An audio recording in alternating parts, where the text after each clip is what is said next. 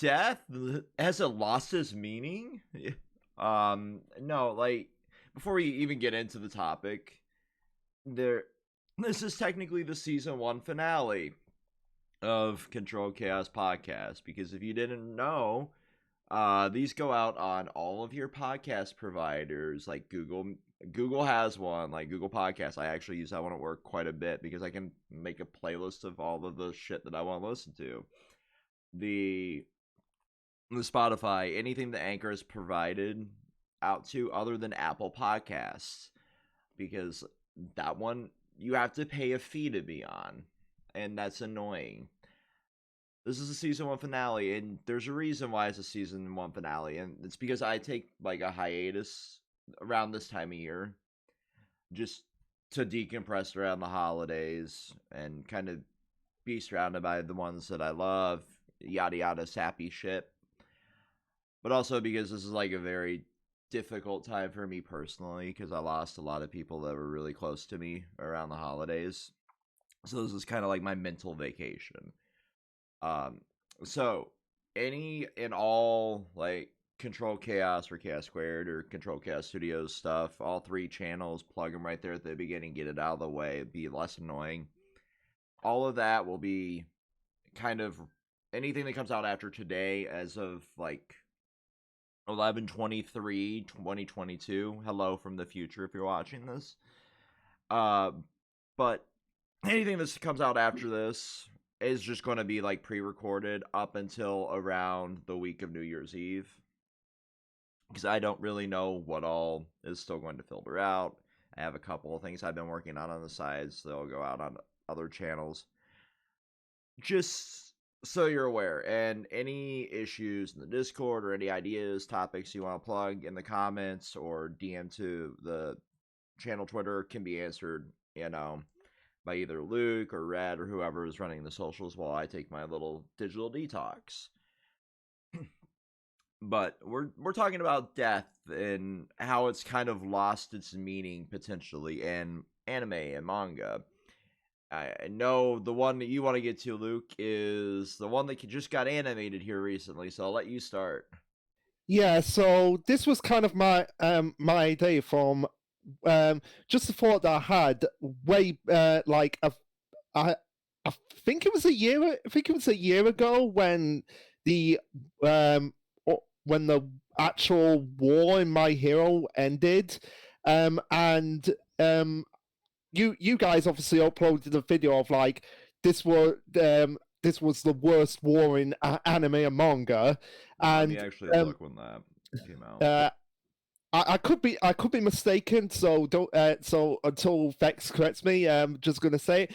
But yeah, it was mainly what Red said in that video about Krust's death, the shield hero. No relation to now that was a bit of a racist voice there, but just go with it. No relation to Naofumi from Rising of the Shield Hero.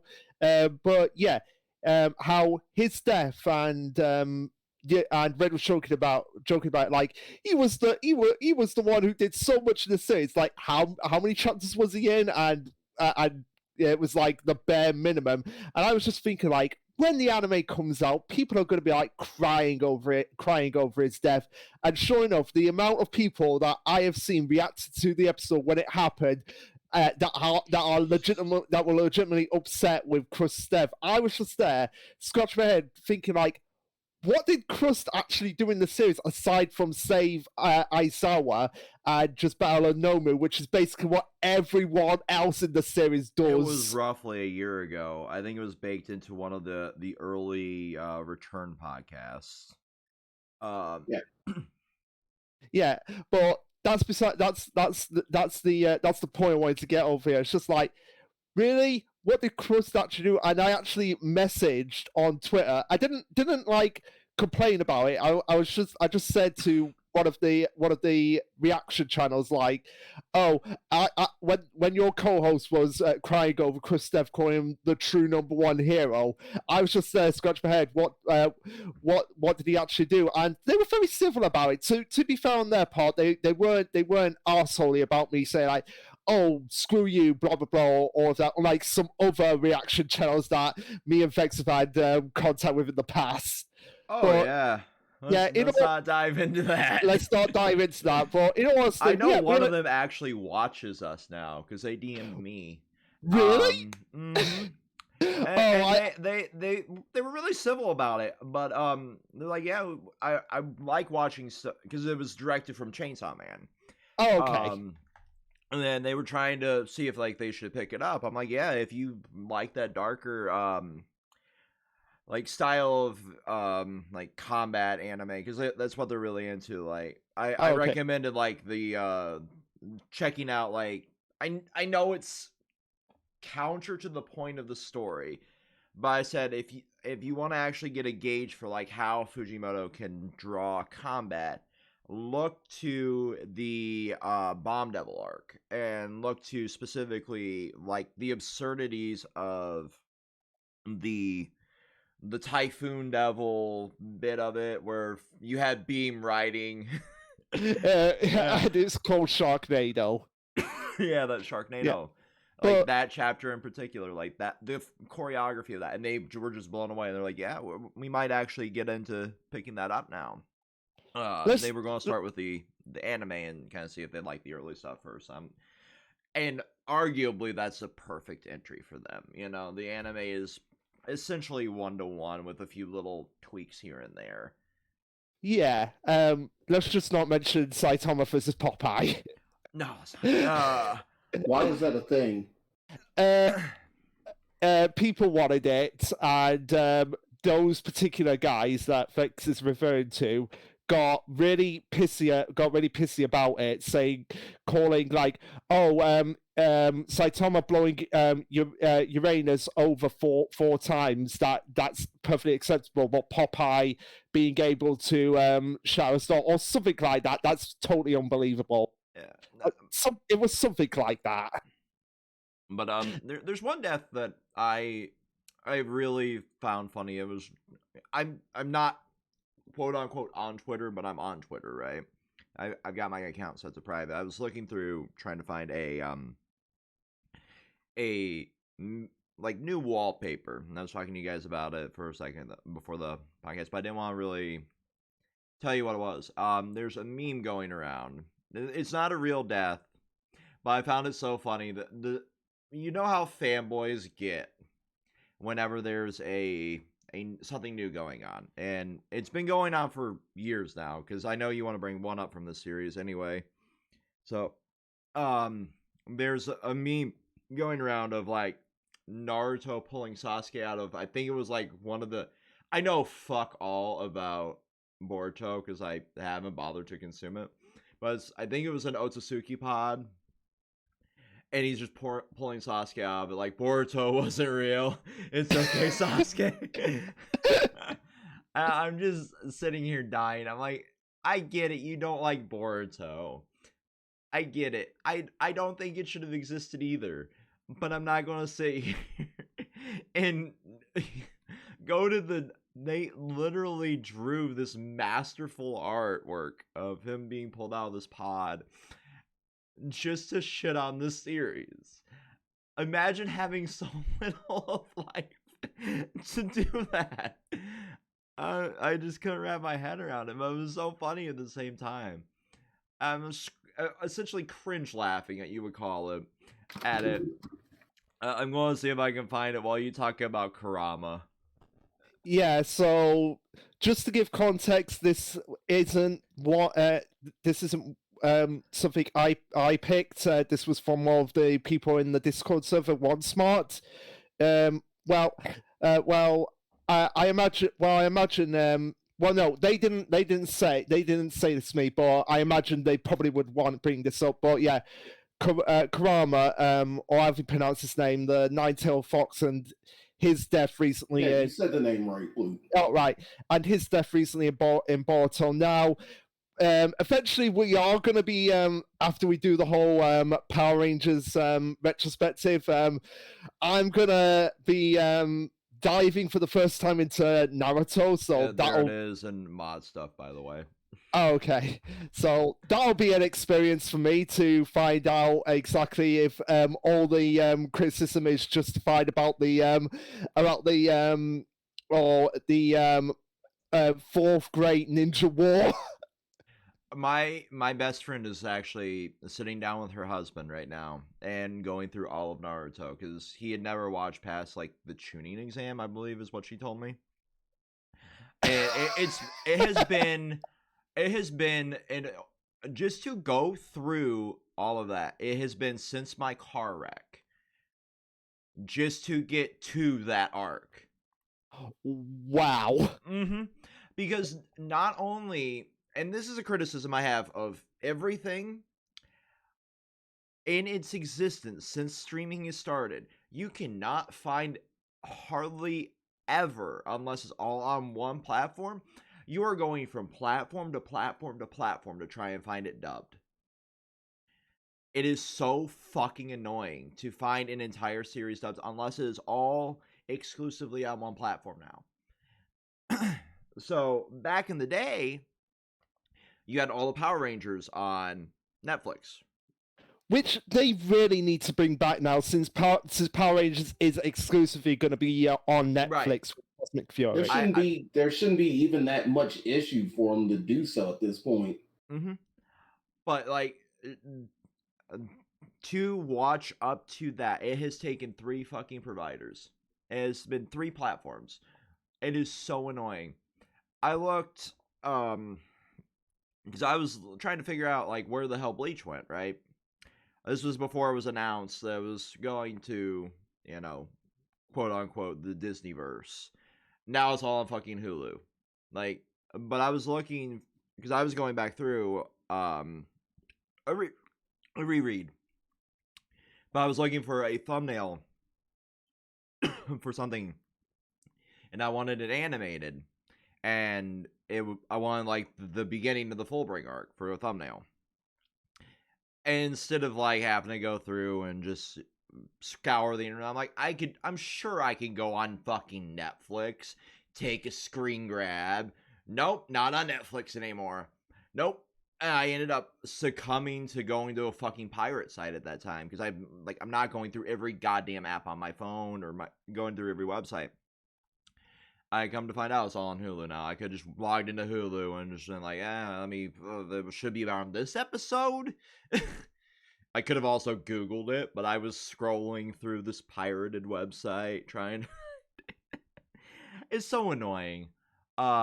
But that leads me to one of mine that I feel like is overshadowed since we're talking Power Rangers too.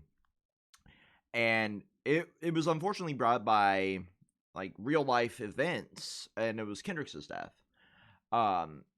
It was the first on-screen death of a Power Ranger. Yeah, and it's like when you see that, like I think Linkara in his History of Power Rangers put it best. Like he was like, I'm tired of all this false drama.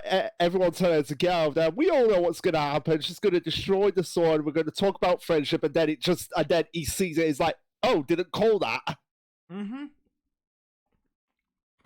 Watching that as a kid fucking traumatized me. Sorry, I'm also eating because I have had like 4 hours sleep in the last 2 days because I'm an idiot.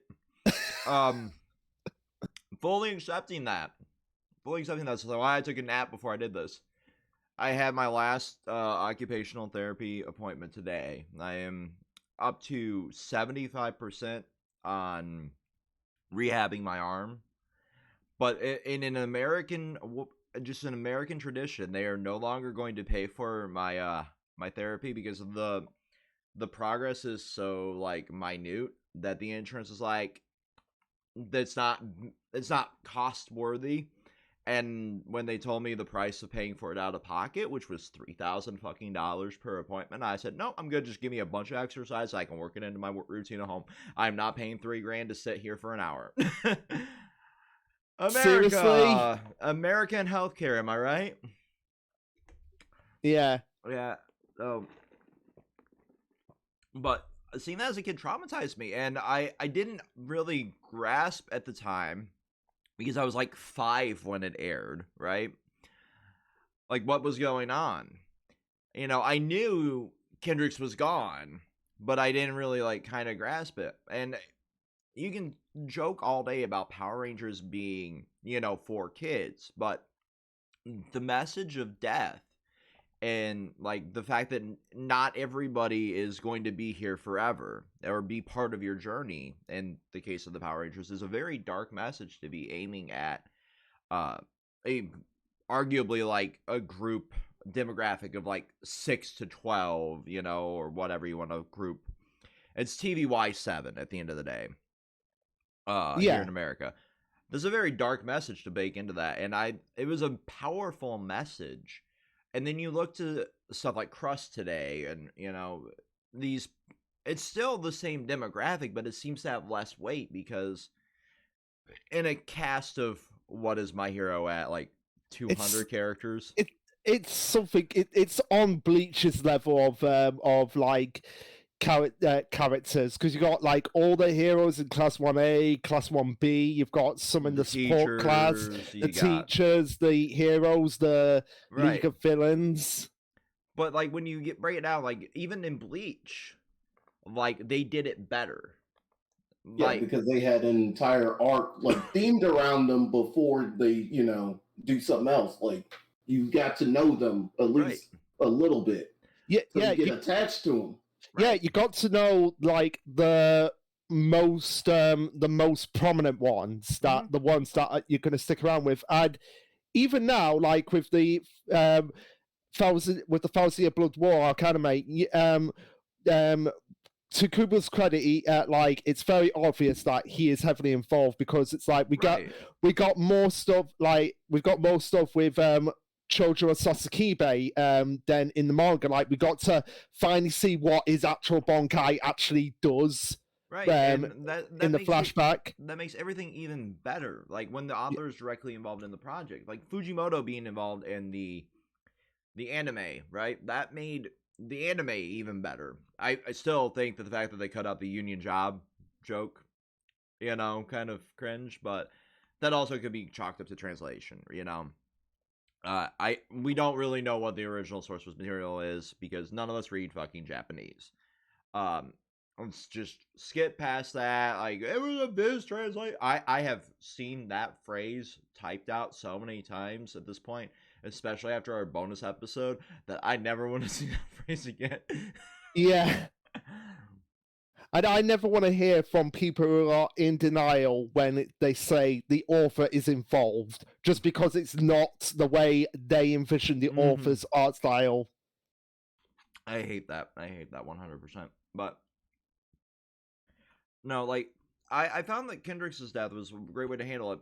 And now having this project before us, right, of going through every Power Ranger series ever, that is even more weighty now, and we'll get to it at the beginning of the Mighty Morphin episode, because we have the death of actually Jason David Frank a couple days ago, so there's even more weight behind that project now, regardless of how some of us personally feel about him as a Ranger in later years. Like he is one of the most influential Rangers of all time, if not the most influential.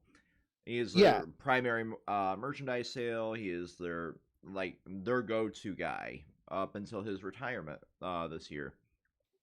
And nobody really took that retirement seriously. They knew he'd eventually come back, when he was done making his fanfic movie. And I'm going to call it what it is. It's a fucking fanfic movie. Because it is literally like the fact that he could not get the rights to make a Power Rangers, dark gritty Power Rangers movie on his own. But having that wrapped up, you would assume that he would eventually come back in some capacity because he's addicted to the cast, addicted to the crew, addicted to that franchise. But there's a lot more weight behind that now, and I would be remiss to say that like that there, like the degree with evil onto like white light, like the loss of his powers was a death of in of itself. Like you have found purpose, right? And that and being a ranger and having the camaraderie and then having it all taken away from you at the end of, the Candle Saga, and then being brought back into it and being able to kind of rejoin the team, like that little reprieve in there, that was essentially like the death of the character until it was like, bring Tommy back, and they had to, shoehorn the Kiva Ranger footage into it. Still, that costume to this day is like S tier. Mm-hmm. Oh yeah, for sure. Yeah, and yeah, like you said, Vex. Regardless of how we feel about him in later seasons, like it was the Tommy Oliver show featuring the Power Rangers for a while, pretty much.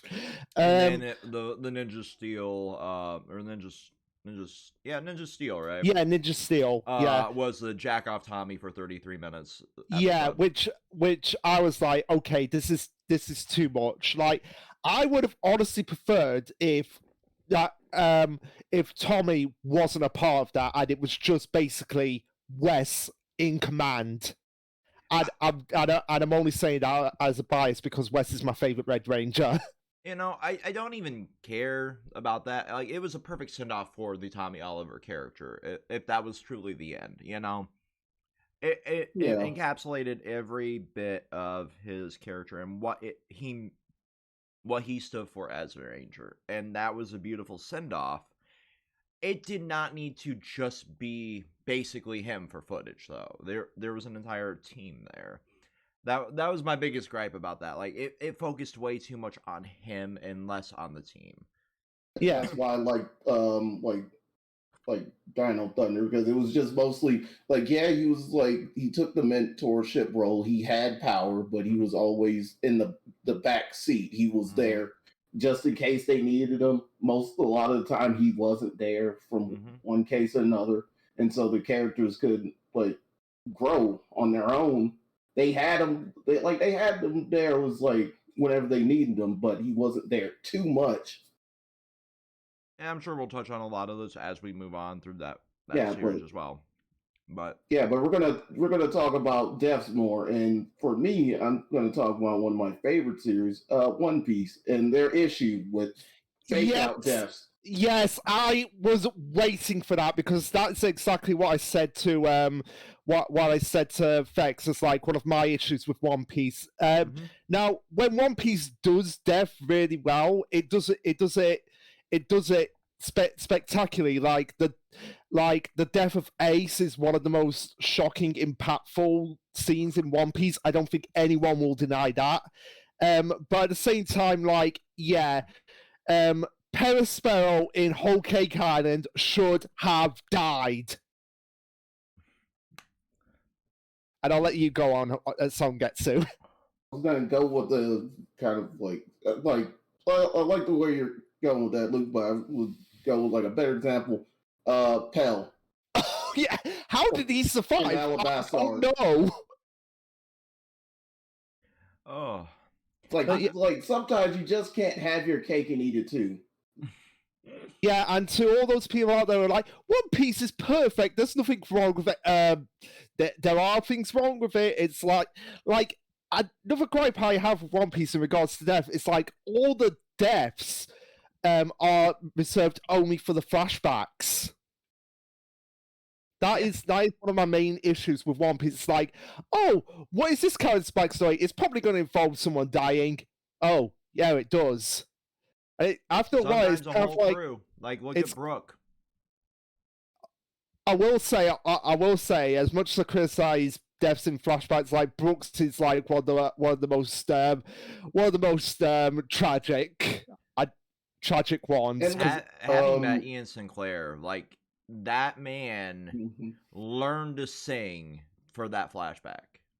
Wow. Like, he learned and took the time to pour his heart and soul into that.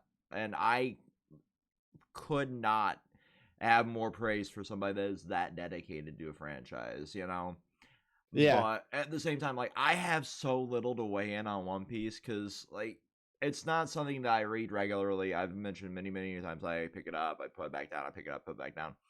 at this point, like, I'm just going to let it wrap up and then binge it, and I'm probably going to fucking love it at that point, because, like, I have an annoying habit of, like, if it's too long running and I try to pick it up, I get overwhelmed, you know? Let's say just go arc by arc. You want to read a particular arc, all right? Just give it a rest, and then back later, go to the next arc, and so on. Yeah, that could work. Like, I was doing it to the point where I was, like, caught up while they were covering the whole Cake arc, and then, like, now there's, like, what, 300-400 chapters more?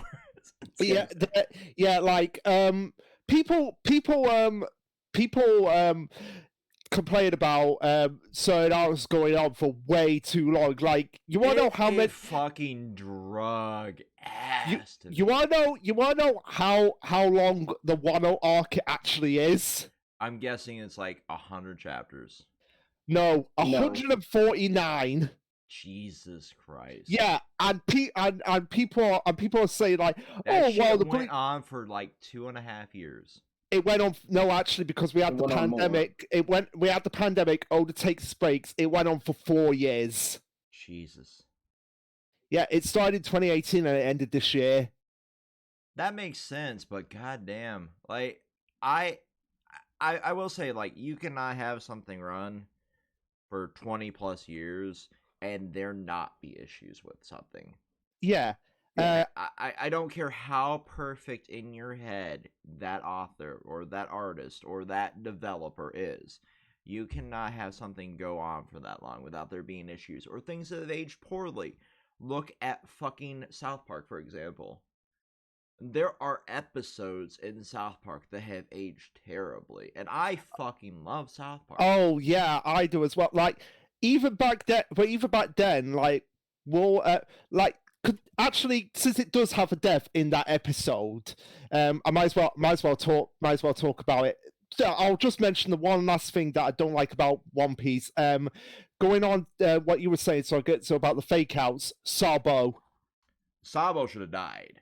So, like, here's the thing: Sabo was meant to be dead in Luffy's flashback. He shows up in Dressrosa, and then recently it's been like, oh wait, there is actually someone in charge of the world, and then there's this big giant laser coming down on him, and it's just like, they're not going to do another fake out. Right, because of his abilities, like, more than likely he's still alive. Like, lasers aren't going to kill him. Yeah, but still, at the same time, it's like, really, we're doing this again. Sabo is dead. Right, do it with another character, or, like, probably not do it. Like, have him, like, on a boat and he witnessed the island get obliterated. Yeah, or, like, here's an idea. Here's an idea. Do a twist with it, like, make it out like, oh, there's someone in the Marines that was actually in cahoots with Dragon, and it's someone we actually know very well. Someone like that. That would have been shocking. Yeah. But yeah, at the same time, using Sabo again, it's like, really, come on. I even have, like, an issue with that in Wano. Just, like, quick, like, little note for, like, the people listening. I will, like, briefly reference stuff that happened in Wano. If you're not fully caught up with just the one that the constant fake out deaths with the samurais, and it's like why? Like, why is like, and it finally went through and there was finally death, but it was 2 members that we knew, but we didn't really get, like, that much with them for it to even, like, for there to be any, like, impact from their deaths. I'm sure, like, some of the characters may have felt that, but we didn't get to see that either, because there was, like, you know, quick, like, flash forward to, like, recovery and all that, so it wasn't the best execution for any of that. Oh no, for sure not. So that's really all I had to say on One Piece in regards to death. But yeah, going back to what I was saying, South Park, one of the episodes that I think has aged poorly, and even I don't think it even aged at all. I think it's my least favorite episode. It was my least favorite episode back then. It's still my least favorite episode now. Stanley's Cup. Okay, yeah. You See- know what I'm thinking. You know where I'm going with this. So Fact. I was talking to Red yesterday about when we were going to film Chainsaw Man. I had mentioned that we were filming this first, and then he could even be a part of it if he wanted to. He's not home from work yet, apparently. But he had mentioned that he keeps getting South Park sounds on TikTok, because, you know, like, there's a sound that you put over your video. That's kind of how, then you can kind of meme along with it, or do the little dance, or whatever. If you're on social media, you know how the fuck TikTok works. I don't know why I'm trying to explain TikTok. But, if you're extraordinarily old, it's just Vine. Right, it's just Vine, basically. That's a great way of putting it. But he keeps getting, like, videos that have South Park sounds. One of them is like that you're gonna kill yourself. I tried, man. I tried. That sound. He's getting a lot of the Satan sounds popping up. He sent me a few of them. I'm like, oh, that's from the. He's like, I need you to take me through the run of South Park. Like, give me the best episode. Like, there's really only like 7 or 8 super bad episodes. Anything with fucking Pip in it, and then Stanley's Cup. I would also state the episodes that focus on Tally are really bad. Oh, I love Tally. I will argue I'm sorry, I really hate Tally. I will argue that the Tally Randy team up was one of the best things ever. I grew up with somebody that was just like Tally, though. I think that's why I find him an endearing character. Oh yeah, but also a very annoying character. I will give you that. But yeah, Fex, how can you not love the Great Expectation with Miss Hamilton's Genesis device?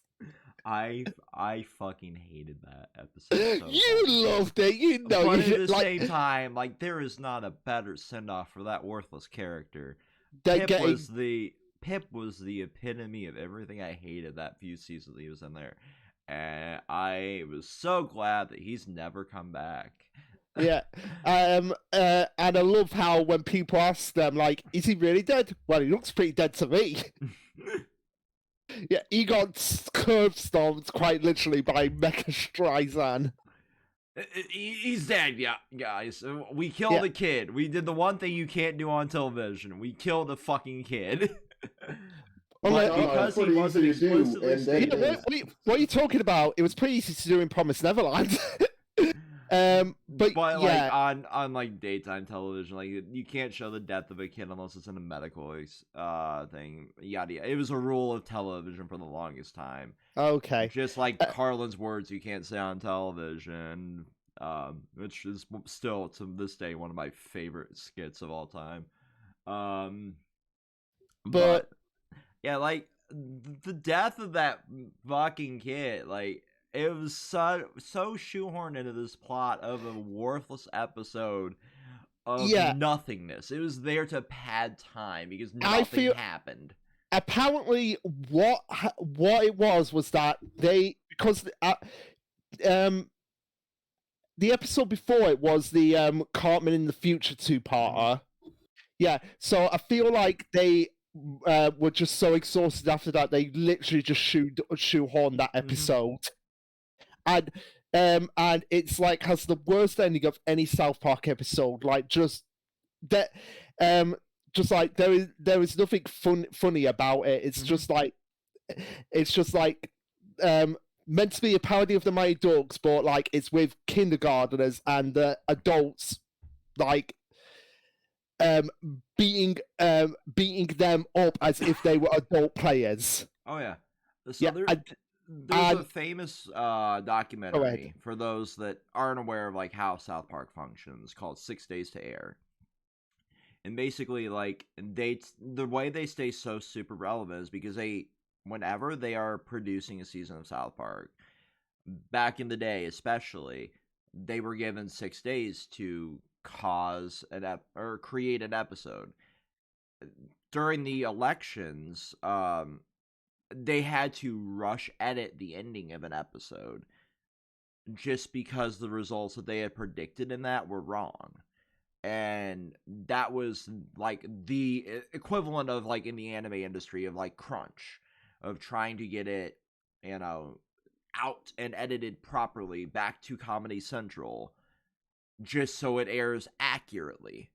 And like there's a lot to say about the dedication to staying accurate and relevant, but at the same time, like when it's a slow news cycle, you can tell that it kind of lulls in this, you know, quality just a little bit, because there's nothing to be topical about. That's kind of how we ended up with like the Integrity Farm shit going on for so long, because there wasn't really a lot, because they did not want to at the time. I'm saying the T word. Yeah, we're far enough in.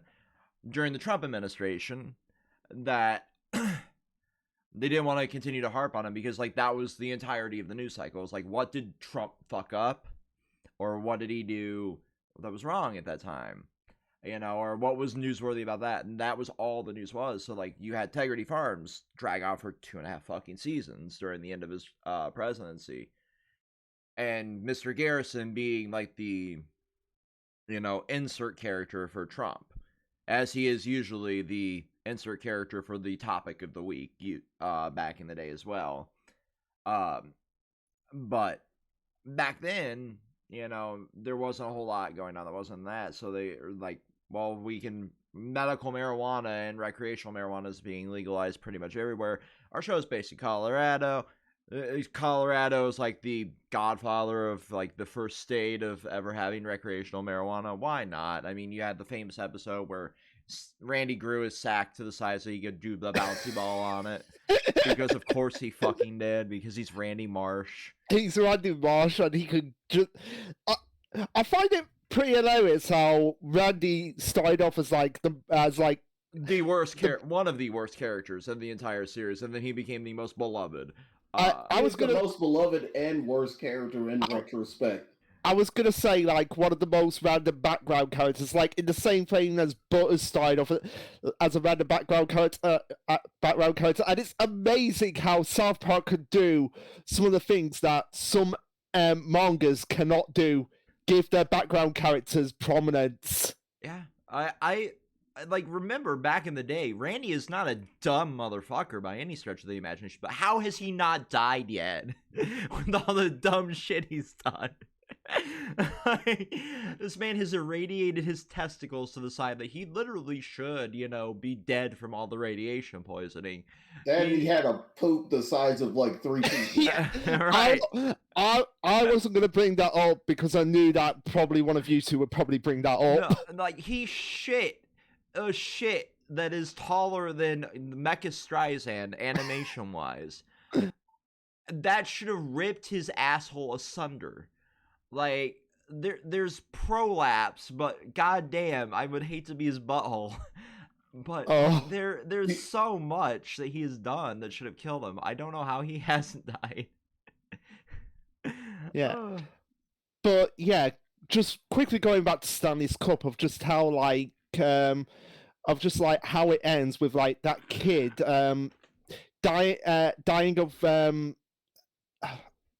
dying of cancer. Like there's no other way I can get around it. Yeah, and like, then say the word. Like he died of leukemia, I believe was the type of cancer. Okay. That's one episode I do tend to skip on my rewatches. Yeah.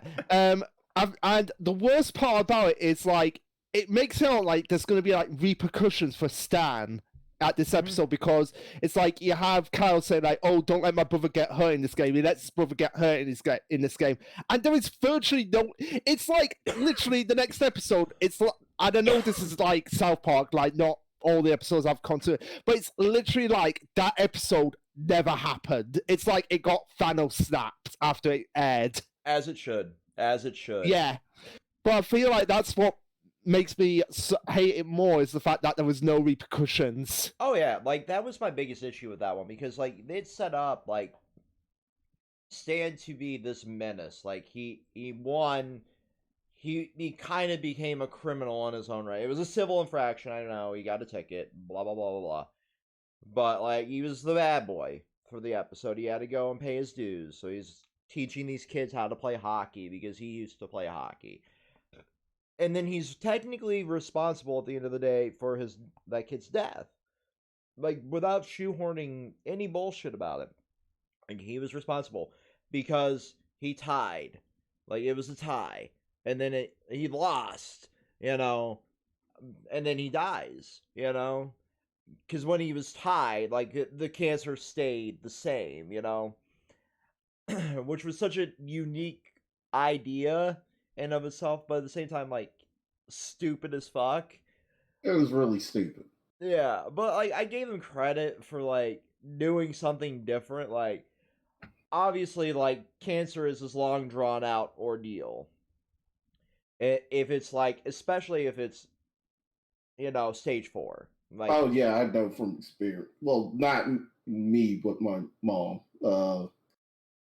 She had a fight with it for an entire decade. yeah, no, same. Like my mom has dealt God with, rest her soul. yeah, But yeah, my mom dealt with breast cancer, and it was like just getting it back into remission was like a 2.5, 3 year like drug and fucking chemo and all this shit to deal with that. But yeah, it's just a long drawn out ordeal, and it wrecks the person. That's why he was in hospice care. The kid was, but at the same time, like they, at the end of the episode, you kind of were stuck there thinking that there was going to be repercussions either from the family or what have you. But no, like it's like rest the kid's soul. He's gone. On to the next adventure here. We're gonna go play with fucking dolls and do the next thing, and yeah, it is crazy. But I honestly like. I think it was more because I was like nearing the end of the season too. They didn't want to drag too many plot threads along. But yeah, it was an interesting one. But Scott Tinnerman, on the other hand, Oh, that is at the #1 spot of every Watch Mojo South Park video, and well, it is a good episode. Like I won't doubt it. It's dumb, but it's a good episode. like, yeah, it's like one top of the most 10 reasons shocking. Cartman is a criminal. Top 10 reasons. Top 10 darkest moments in South Park history. Top 10 reasons why Watch Cartman is a Mojo criminal. needs to fucking shut up. Yeah, top 10 reasons why Cartman is a criminal. Number 1, he copied Shakespeare. Cartman was a literal Nazi general in one episode. I know. Yes.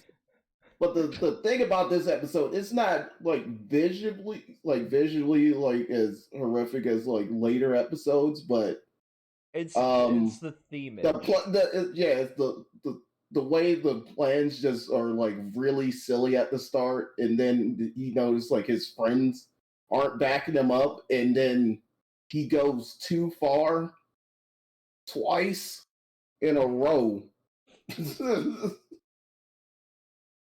So the whole premise of it is he was sold pubes to look older, and then he kills. Well, he doesn't pull the trigger. He's not a direct. It's manslaughter. It's not murder. but he causes Scott Tinnerman's parents to be killed, and then he fucking makes him into a cannibal.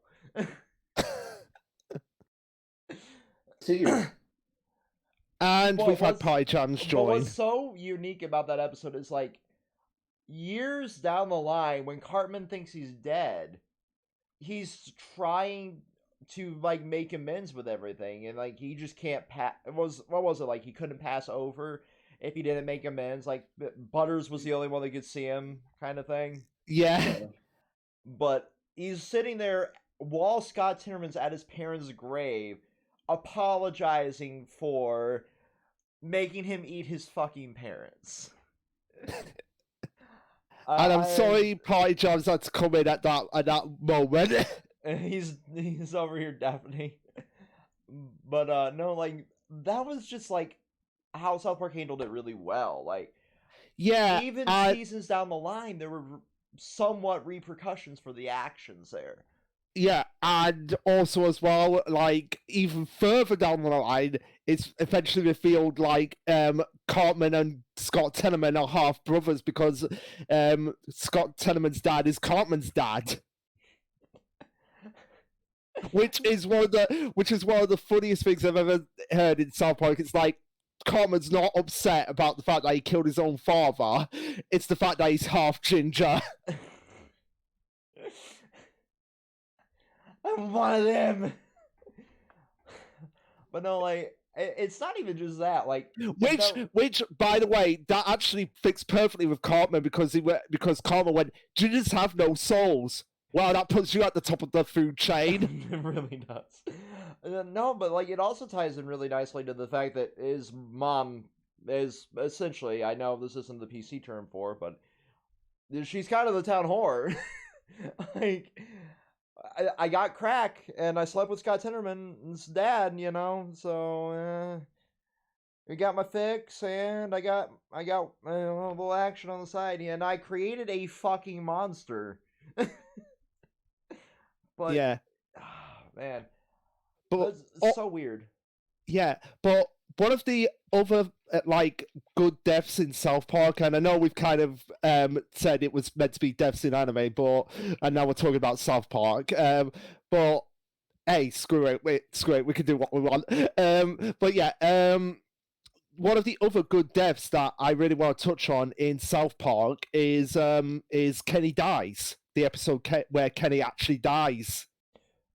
Oh yeah, I Yeah. was going to go with Satan actually, but yeah, like Yeah, Kenny is definitely the most impactful because he was gone for an basically entire season. Well, he was and he wasn't. They cleverly found ways to keep him relevant in the season, and that's what I love most about that death in comparison to the Stanley's Cup death is the fact that death, it wasn't just like oh, Kenny's gone, he's never coming back. No, he was actually referenced throughout. Inside all of you, literally for some of you.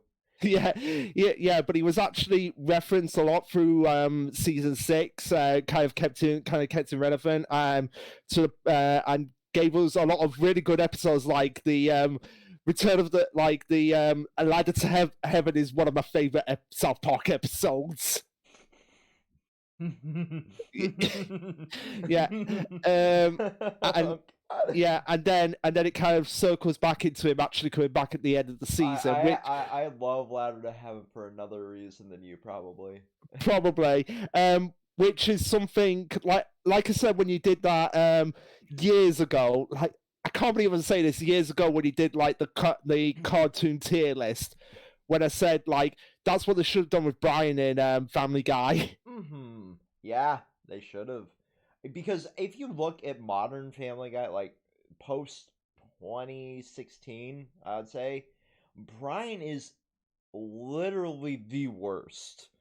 He has taken the role of Quagmire as the shittiest quote unquote human being on that show.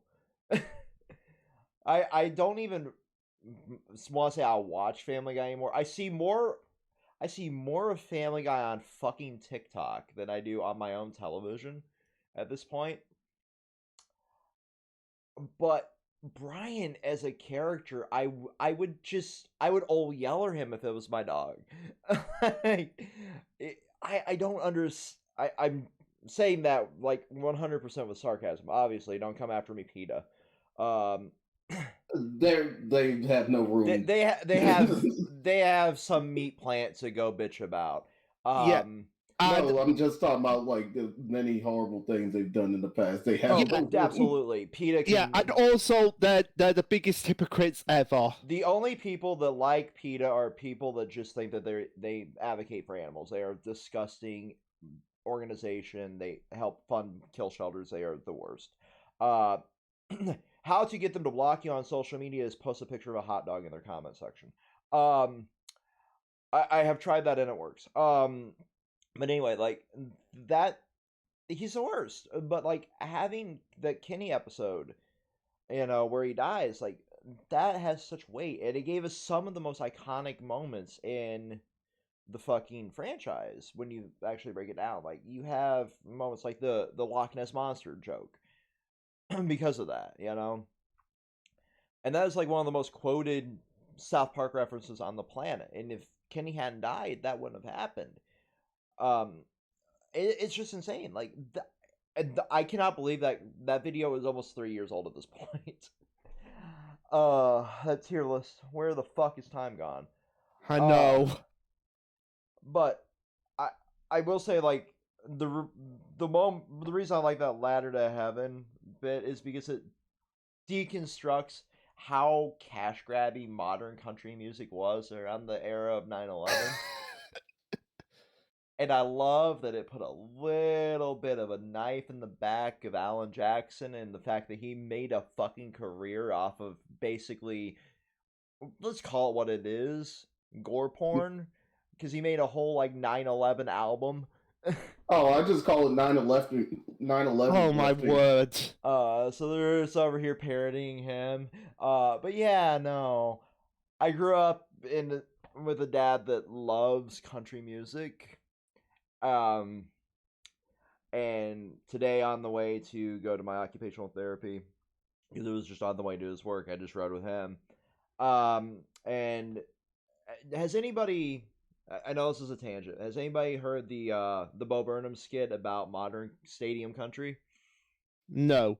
So there's I hadn't heard this one in particular. No. So he has a song called Pandaren, and it's about country music artists that have never experienced the country life. Like they basically have never had to like go and plow a field or do anything. They just make money off of that demographic, usually referencing like little keywords, and it just sells out stadiums because they're like, oh, he's just like one of us, but he's really not. So there was a country music artist, I'm going to get sued for this, but that allegedly, I'm going to Simon Whistler it, allegedly wrote an entire song about his like military dad's old pickup truck, for example. Not going to name the artist, but like everything that kind of dad would hate, he's doing, but he's driving his truck. And I'm just over here like, oh, this is 100% what that song, that comedy sketch song was about. I'm just fucking dying because he's listening to this. But yeah, like that kind of music has no soul, no substance, no anything. I fucking hate everything that stands for. But anyway, on to an anime-ish one. You had mentioned Avatar, and oh yes, because if we're talking about deaths in anime and anime-ish series, you have to mention The Legend of Korra, because it's like Nickelodeon, who is famous for just having 24/7 SpongeBob, SpongeBob SquarePants, and iCarly at one point, yeah. and iCarly, and people were just thinking like, Legend of Korra is not going to take any risks whatsoever. Does, in my opinion, one of the most brutal deaths in any. It's basically like, oh, you think we're not going to go that far? Yeah, we are. Mm-hmm. The death of the Earth Queen in Legend of Korra. Yeah, like when it wanted to, Avatar could. They could be very, very dark, and that's one of those like I wasn't expecting back in the day when that was airing. I was 100% expecting it to play it safe because this is a kid show. Let's call it what it is. It's a fucking kid show. But at the same time, like, Korra did something really unique, regardless of, like, your feelings of, like, how they kind of, in a sense, queer-baited until the comics came out. But at the end of the day, like, they were able to do what they could with that demographic. And it's so annoying that it's overshadowed by, like, the Korosami ship, you know? They got away with a lot on that show. Yeah, like, just when oh,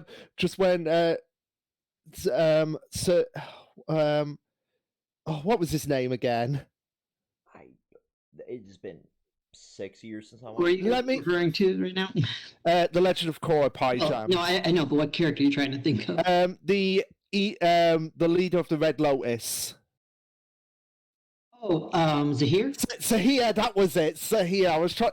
I knew it began with a said, but I was Yeah, he's one of my favorite antagonists, so I have that one like burned in my brain. Yeah, just when he was like, I don't believe in queens, and you just see like just the air bubble just go around her head, and just literally the air and life just get removed from her throat, and I feel like that's the only reason why they couldn't say the word death at that point, because he goes, there is only darkness. So it's like, but you knew exactly what had happened. I also wanted to toss in what Vex was saying earlier. I had to step away for a bit, but I actually have heard that song on repeat. I love that song by Bo Burnham. And second, I believe when that season was airing, because that was like peak Korra, I believe it was actually the episodes were coming online first. Like it was like pulled off air for a little while, and it's because of scenes like that. So I mean, I props to remember Nick for even allowing it, but I think that even then they were doing their best to keep their brand safe, which kind of hurt the show ultimately. Yeah. Yeah. Like you can But hey, go at least we got the back- comics. You can go back and like view the analytics for the shows during that time now, which is really cool.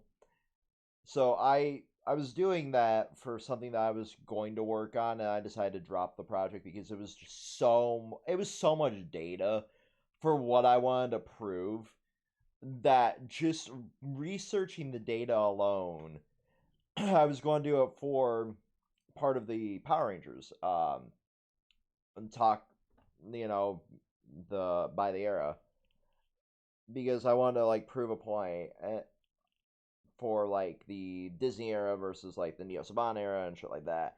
I was gonna make it like a whole side thing on another channel. I didn't know if I was gonna put on like Chaos Squared, or try to barter with Red to put on Chaos Squared, or put on the studios channel, just so it didn't bog down the analytics for the main videos. But there are fucking spreadsheets, like 6 Google Docs deep, of like how, like, season to season to season to season, especially like around the certain episodes in particular, like things would shoot up and shoot down. Korra, when it came, because I just got fascinated by it, because my mind likes to deal with data sometimes. Like Korra, around the time that it was going like online first and then going on there, like you could just see it drop off like hard. So that tracks. Like it really did hurt it going online only, because a lot of people didn't want to deal with that back in the day. That was like before Netflix and all that was like super mainstream, to where like people were cord cutting to begin with and just going online for their entertainment. So like having that sharp drop off helps it get that like early acts treatment, so to speak. Which is unfortunate because And like Nick at the time was also like very hard to watch things online too. Oh yeah. So I mean, I tried because how much I loved Korra, but it was They were not quickly easy. mirrored onto other sites that we won't mention, but yes, that they did not pick good times for that, and I think they did that by design, because they wanted to protect their brand at the end of the day. But at the same time, like, you agreed to this, they had to have pitched you at least early parts of this as they were renewing it. There had to have been like, oh, by the way, we're going to show this brutal blood bending and sucking the oxygen out of, they had to have known some of this when they agreed to this second in the sagas, shit.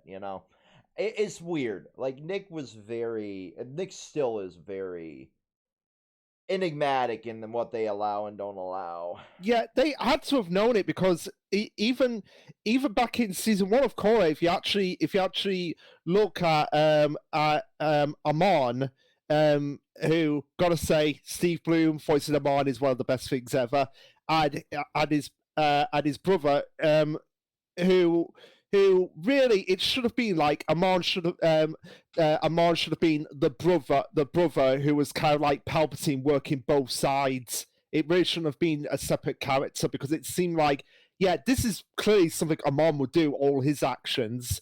But that's a tangent for another day. But yeah, even back in season 1 where they had to have known because literally the way they die is like they commit suicide. Yeah, no, I'm kidding. Like you were okay with suicide, but not a lesbian kiss.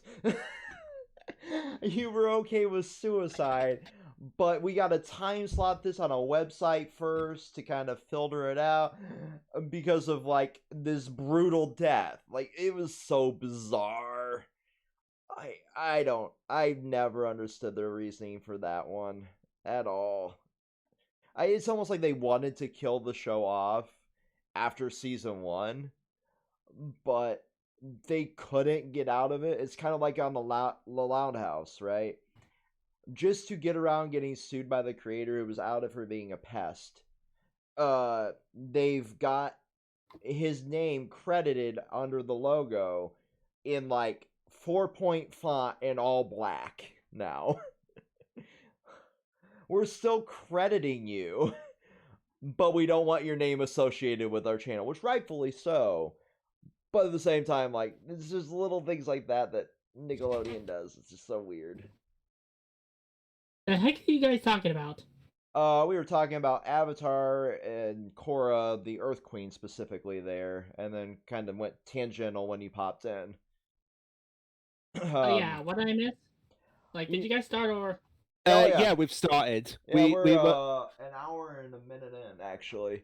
Yeah, an hour and a minute in. Yeah, I know because we spent a lot of time talking about like the deaths in South Park as well as the deaths in One Piece. So I think we should get back to talk about more anime related deaths. One I really want to bring up in particular is from a series that Fex has very mixed feelings about, Pokemon Sun and Moon. Oh God.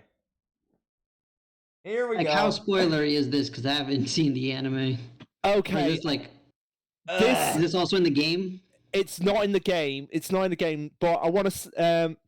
But I want to say, regardless of what you think, Fex, you cannot deny that It's sad. the but Stoutland it's- episode in Sun and Moon is absolute perfection. It's sad, but that whole season in Pokemon was dog shit. I love Sun and Moon so much. Thank you. Outnumbered TFX. I could not get attached with that art style at all. A new moon. Weirdly, that's almost why it drew me to it. Yeah. But yeah, yeah, kind of going a bit of spoiler here, but yeah, people were looking at some of just being like, oh, this light-hearted, cheery slice of life series, and then it adds on the death of a Stoutland. And it's not even a death from like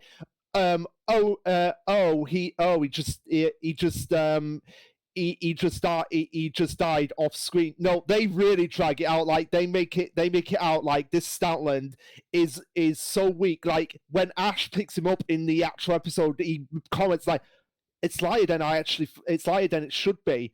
And when he goes to the Pokemon Center, the nurse is like, he doesn't have much time left, and it's just you just see it fading away, and it's beautifully done because you have this tree right next to where Stoutland is, and the leaves keep falling off, and it's very representative of Stoutland, how much time it has left, and then you just see the single last leaf drop off as the Stoutland just fades into the ether, and then it's just gone, and it's just it really just tugs at your heartstrings. And literally throughout the episode, there's virtually no dialogue. It's just watching this Pokemon its life end, but at the same time, the Pokemon that it's looking after, it gets the courage like, okay, he's okay. I can go on with my life. So that was what I wanted to say on that. I don't know if Son Getsu had anything else he wanted to add on. No, you perfectly described the episode. So yeah, if there's one episode of Sun and Moon that I can honestly recommend, it's that episode. it's definitely what I call the dick kick episode, but it just that season is it's just not for me. I'll have to watch it to make my own opinion there. Because weirdly, the art style is what drew me into it. Because with Pokemon, I've watched that show since I was a kid, but because of that, I also dropped in and out of it. I think around like Pokemon Black and White time was when like I wasn't able to keep up with it Oh regularly god, anymore. we do not talk about Pokemon Black and White's anime. I heard that. And so when I saw like Is it Sun and Moon odd was that taking I like a different like art that style. one? I did like some of it, It but at the had same some of the most unique ideas in it.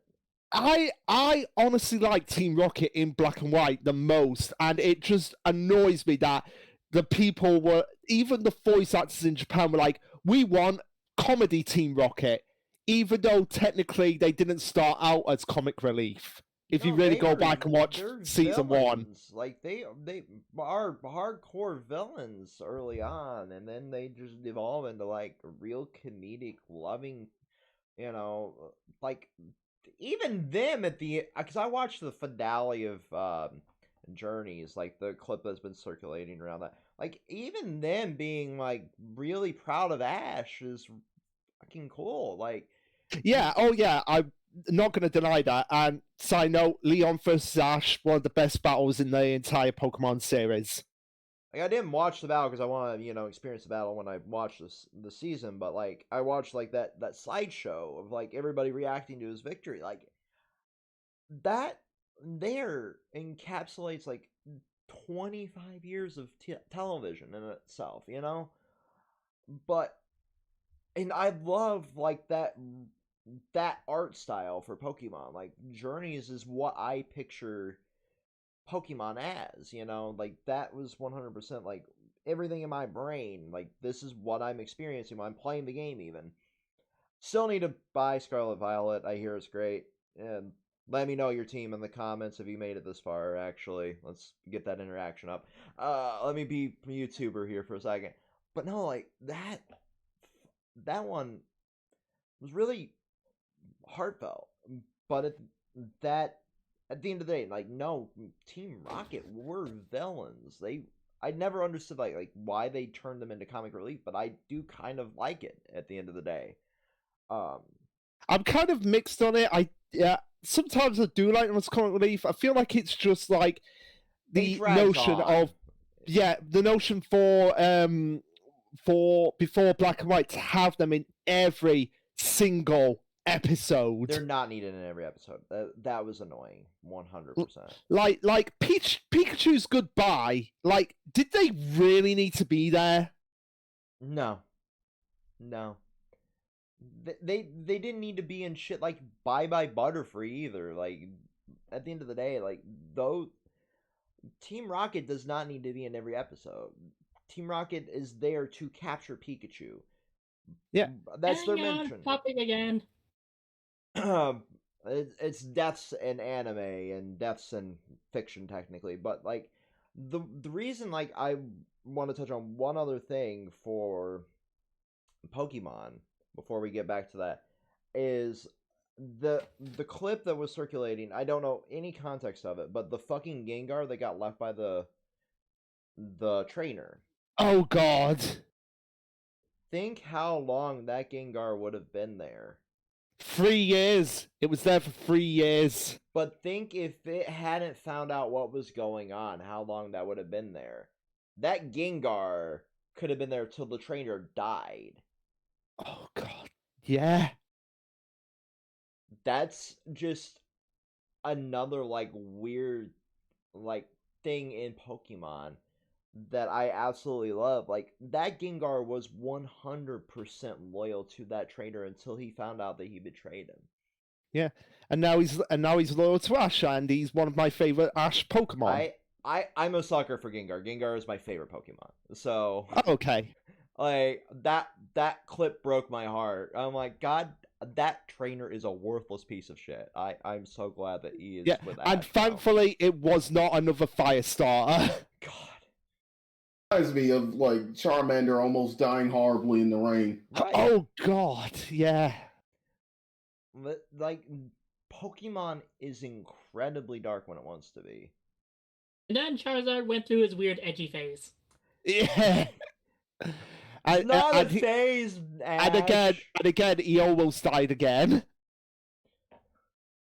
So So, I'm shocked nobody has brought it up, so I'll bring it up.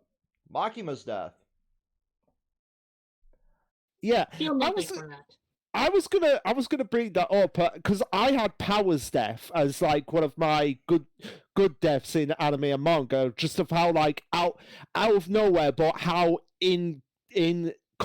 how appropriate it was for the series. Oh yeah, Power's death was impactful, but I think out of everything that happened in Chainsaw Man Part 1, I think that Makima's death has still got the most weight behind it.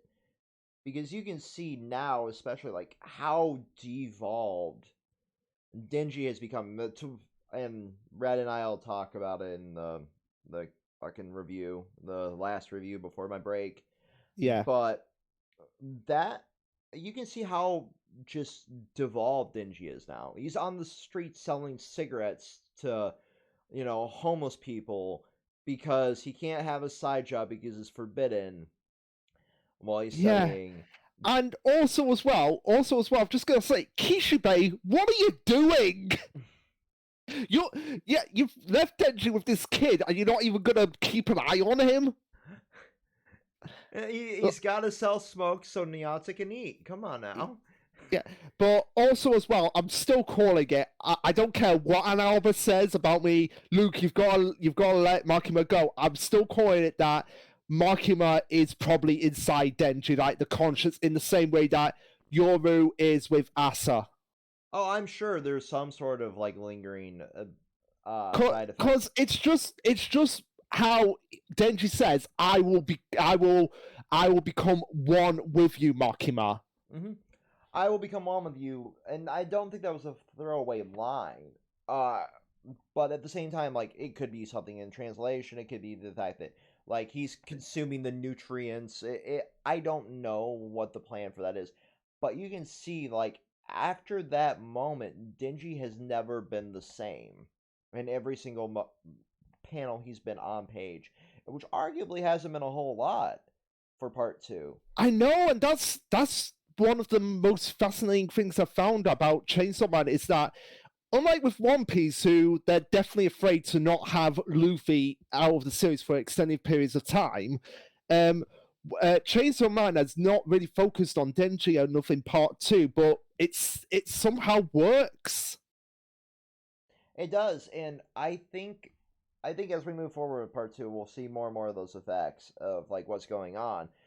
But I do think out of everything in part 1, like Makima's death, like you saw him grow and love and then be betrayed and then have to commit cannibalism because it's not a Fujimoto production if it's not got something fucked up in it. Here's the thing. Does it technically count because Makima is technically a devil? You're splitting hairs. It was still a conscious being. But, like, you start Fire Punch off with cannibalism, you go to dog fucking. Oh my god.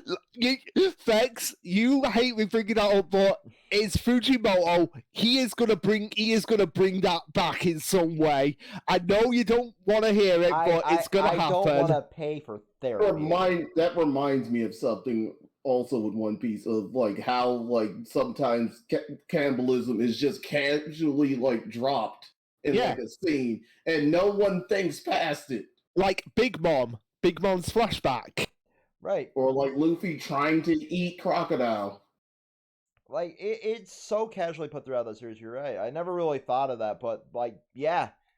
It's never as grotesque and, just on page as it was in, like, Fire Punch or in Chainsaw Man, where you're making goddamn bento boxes out of Makima nuggets.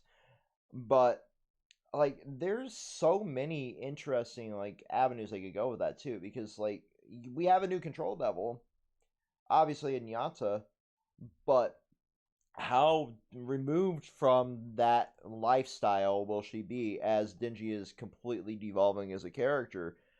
just simply because he killed the one he loved and cherished so much, and then consumed the flesh of. It's such a fucked concept. I love it. I love Fujimoto for dumb shit like that. But power, it's just like instantaneous death. Like, those were the only two on part one that really meant anything, realistically. I mean, Aki's kind of. Kind of, but we knew he was doomed from the start. Like, that was foreshadowed heavily that he was going to die a horrific death. So I think I have to be the Aki fan here and say we are underplaying how much his death was. The snowball fight is still traumatic. It's still traumatic, but we knew ahead of time that he was going to die horribly because of the future devil. Yeah. True, but I think the build up to it is what made that special. I mean, with Makima's and powers, there was a huge amount of shock factor, which is very like bread and butter for Chainsaw Man. But I think with Aki's, what I appreciated about both him and his death is the fact that it was like a long journey we followed. Oh yeah, for sure. But I feel nothing. Yeah. I just feel nothing. I feel yeah, but I feel like like you mentioned Makima.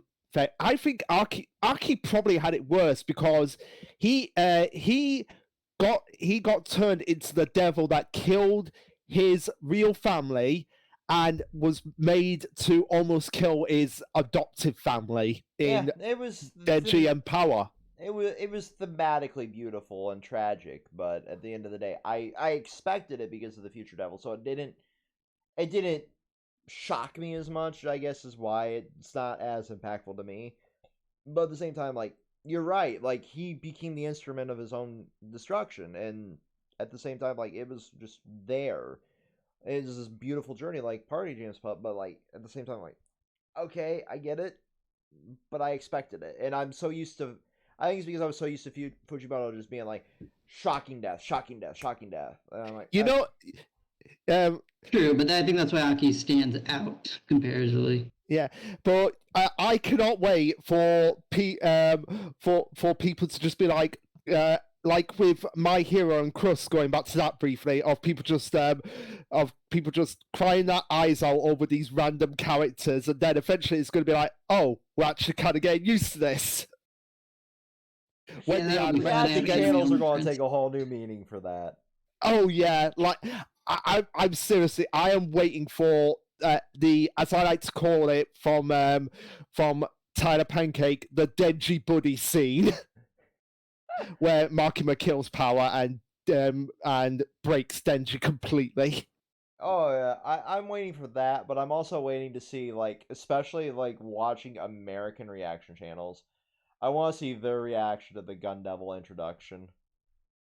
Yeah, that reaction, it's just going to be like how I can imagine it doing Hunter x Hunter style with the Requiem, how it's just like choir music, and then you just see the lists of deaths. I'm also wondering if, like, they'll Americanize the names in the dub too, or they'll just keep them like, how they are in the manga. They'll probably keep them how they are in the manga because that's what they've been doing recently. That's neat. That's neat. I'm just so used to, like, shit like that getting Americanized. I'm like, okay, we got John Smith and then like 17 other variations of that. I do like how, like, the first Digimon did it, like, sure, they Americanized like some of the names, but they kept like the Japanese name. They didn't like erase any reference to like Japan. Yeah. But I mean, they kept Tai's name because Tai's name in Japan is Taiji, so they kind of shortened that. I was more referring to like Matt and Joe. Yeah, and Izzy being Koshiro. But yeah, speaking of Digimon, one death that we definitely have to talk about is the what I like to call the Sean Bean of Digimon.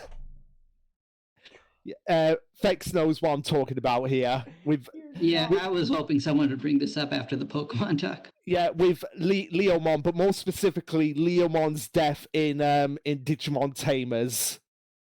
You're not wrong. Because, like, just how shocking... Because at that point in Digimon Tamers, it's like none of the main partners had been touched. But as soon as... Except for Patamon. No, I'm talking about Digimon Tamers. Oh, Yeah, season 3. Okay, season gotcha. I 3 got you. Digimon I got Tamers, you. because at that point in the series, none of the Digimon Tamers partner, like, even though they could have so easily have done it so many times before, I imagine the animation team were probably like, no, we're gonna wait until Leomon. We're gonna wait.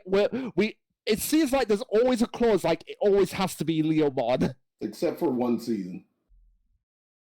Yeah. I think in 2020 he didn't die in that one. No. No.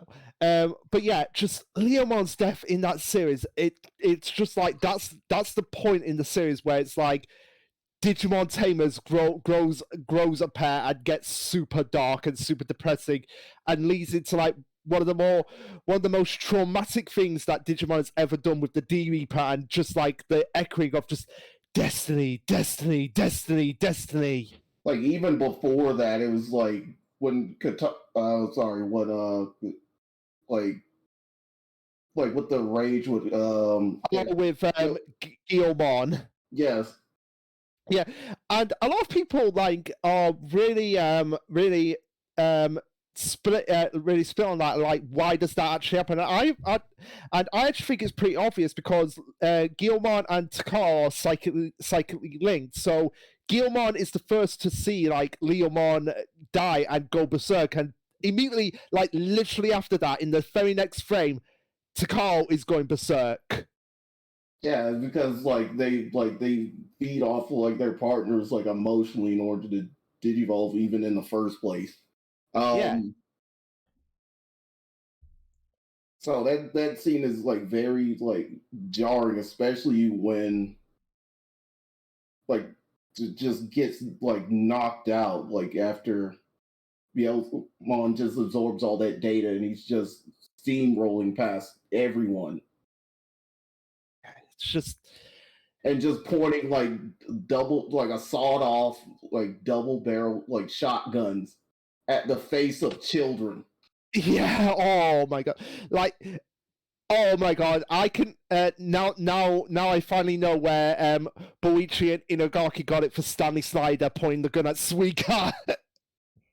They obviously were watching the BL's one fight. Let's put that in the series. I think you mentioned this in another video too. Like, the more I'm hearing this conversation, I'm like, I think this was actually in another podcast when we mentioned Leomon.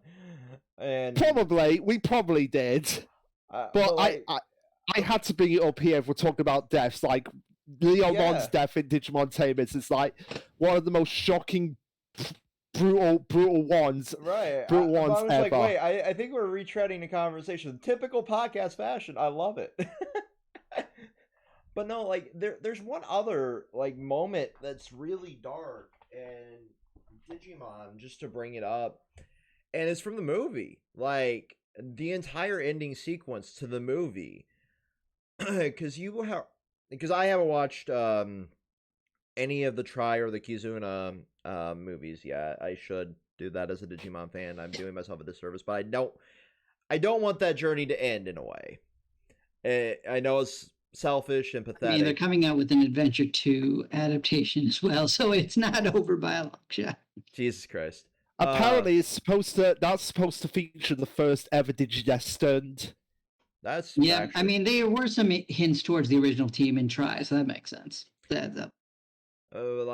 the selfish part of me didn't want that to end. I had no idea about that. I arguably am like doing myself a disservice of a Digimon fan of not playing Survive too, I guess, because I hear it's really good. You can vouch for that. I've also played it. I really enjoy it. I need to finish it. But like that entire ending sequence to the movie, like, is some of the darkest I'd ever seen Digimon. Still to this day. I guess Fusion, like, Cross Wars has its own dark themes, but it was really dumbed down for the American version too. Yeah. Well, that and like season 2 of it was like very existing. Very different. Yeah, it existed. I did not enjoy like season 2 of Cross Wars. I Although like the Crossword's concept like of it. backstory for the main character was just like weirdly dark. Like in terms of ways, like I did not expect this for the main character, but also it feels ridiculous that this over drama is necessary. I like the concept of like fusing everything together to the point Yeah, like that's it. cool. But it just kind of got old, honestly, after a while. Oh yeah, like for sure, it got The, overplayed. the Like evolutions were all just cross, more numbers. Like the contrast between it and like in DNA Digivolving is like they're more focused on like the compatibility DNA wise in order to do it. This one they're just becoming parts in order for to just force it. yeah, That sounds a bit odd in hearing myself say that. but you're not About wrong. robot combining that there. I saved it. You salvaged that. But no, you're not wrong. Like it was just like, how do I make this more absurd? I give it a giant fuck off star sword. I I make a drill arm. It was so dumb in hindsight, but like monkey brain me loved it when a giant thing beat up other giant thing. It was That like, and like it doing that is like a reference to a certain like mecha anime. yeah. So. It had like a lot of tokusatsu style going on there, and I'm like, yay! I would say that was more of a thing in Frontier because it has a lot of tokusatsu tropes in it. I watched Frontier once. I have not rewatched that one. I should though. I should. I'm due for a Digimon rewatch. I say as my anime backlog is 3 pages long at this point. I think we're all due for a I'll Digimon just say this: rewatch. like, we can't watch everything, so Nah, I still got to watch. try to watch as much as like you know series you enjoy, and then a few others, I guess. If you try to consume everything, you end up consuming nothing. Yeah. Yes. But also as well, just to go over the caveat as well with Digimon, talking about deaths and darkness as well. Can't go without mentioning this. Digimon Saviors or Digimon Data Squad with Digimon Hitler, as I like to call him. Just basically just basically like the character going around creating basically the Digimon version of the Daleks, because there is no other way to get around it. Like they are literally robots with a laser beam that as soon as it shoots the Digimon, erases their data, even can't come back as an egg. And it's just it kind of got on the treads of like the D Reaper, except this time they're like artificial Digimon instead of a different program. Yeah, but still, yeah, and just being like, this one Digimon attacks me. All Digimon are evil, so we're gonna, for lack of a better word, it's as I mentioned in Domics, exterminate them all. Yeah. And that got like super messed up at times, because one of the main cast in that series was basically left in the digital world, thought he was a Digimon, raised by a Frigimon who got brutally executed right in front of his eyes by those creatures. So it's just like, wow, that is messed up when you really think about it. Mm-hmm. And yet, ironically, that character never attacked any of the partners. It's just like, I don't get that sometimes. It's like, you have these people like, oh, I hate all these characters. Okay, there are characters here, why aren't you getting rid of them? Plot armor. Yeah, shit. I never thought of that. Yeah, plot armor, like the world's constantly trying to kill Luffy, and people just like, I guess I'll save this guy. The world's like, no, I want him to drown to death. I think that's one of the issues that I have in just death in media. It's like you have a perfectly good opportunity to do the double tap on this character. So why aren't you doing the double tap on this character? We don't really have a reason. And then Fujimoto comes along and is like, no, this is how you do it. Bang. Or you have the opposite of that, in which like too many characters are being killed off in quick succession before you actually like care about them, which I call the Chainsaw Man. No, the Chainsaw Man effects, yeah. No, I meant I would say less graphic than that, but also it's just like it keeps happening like every other time, and it's more of like I would say like within Star Trek, let's say the red shirt syndrome. Oh god. Chainsaw Man is in the first one to originate this like trope. No, Been done before plenty of times, and honestly, it's more frequent in horror themed series than action series. Oh yeah, for sure. It's just like it's the one that's the most mainstream right now. Yeah. But no, like the red shirt effect, your existence is to die. Like 100%. If you are wearing a red referring to a Gorwin example, sure, yeah, that works. yeah, like if you're wearing a red shirt in a Star Trek series, you are going to die at some point. There are very few exceptions to that rule. My dad is a huge Star Trek person, so like I've seen fucking every Star Trek series under the sun, with or without my own consent, because it's usually what was playing on the goddamn television when I was a kid. But it's an interesting concept, you know, like existence is pain kind of thing, like Mr. Meeseeks. But yeah, no. Yeah, and there was something else that I wanted to bring up as well, and I brought this up to you, Fex. When characters who it seems like they are absolutely 100% dead, and then it's just like, oh no, we're not gonna kill them off. Armen in Attack on Titan. You knew I was gonna bring this up eventually, because it's like when that happened, and when it was like, okay, yeah, Armen is definitely dead. Oh no, wait, we're gonna give him the Titan serum. Yeah, but okay, well, I'll let you finish your thought, but I have some things. That is all I wanted to say on that. I'm like, okay, why do that? Why do that just for dramatic effect? They needed a protagonist to face off against Hitler or Eren. But at the same time, I agree, it's pointless. There were plenty of other cast members to give that vial of Titan serum to, but fucking Christ, I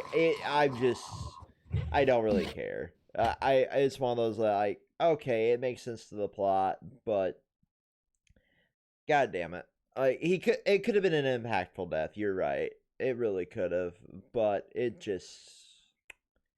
is what it is. I find it very, very telling of what kind of audience Isama actually ended up cultivating by the fact that he had to go out on record to please don't attack me while I'm at this panel for the ending to my series.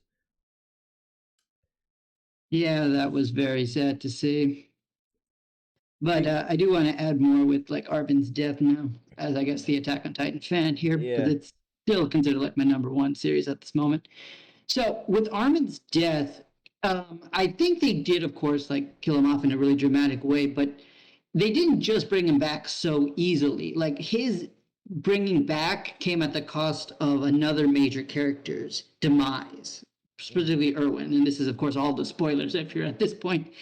But and Armin's guilt towards being the one to survive, like what decisions need to be made, and like Erwin's impact in the story there forward, like how people like used and misused his influence, not just in the story, but actually even out of the story, because fans were debating like where would Erwin side with Eren on what he was doing. So in many ways, like the fact that Armin came back to life gave huger impact to Erwin's death, but it also gave certain consequences to what Armin needs to do and took his character in a semi-interesting way. Yes, they could have killed him, but I still enjoyed what they did. And I think that's the thing with Attack on Titan. They made a lot of decisions that are very controversial, but I found very interesting and still stuck with me, which I think is what counts as impactful for me. So I would count that as like, I mean, Armin, of course, is a non-death, so that doesn't really count. It probably in our discussion, but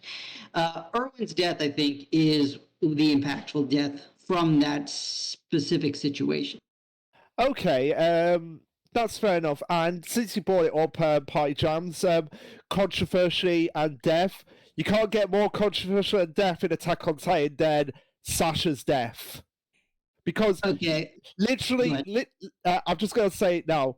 Literally, anybody who's screaming at Gabby for killing Sasha, you basically got to do the same thing for Eren at the beginning of the series. Because Gabby, from what is portrayed as, she is what Eren was at the beginning of the series. Because she was brought up her whole life to believe, like, the people of Paradis, they're these devils, they're people that are going to come and kill you. And they prove that. They come into their homelands and start killing the Stay people the that whole fuck out of this one. Y'all have fun with this conversation. yeah, people that Gabby consider her friends, and then when she goes to kill, like, everyone's attacking her in the series and the fan base, and then you have Eren coming out in literally the same arc, saying, like, I'm gonna kill the entire world, even people that are just like Sasha, and people are like, yeah, that's what a true leader is like.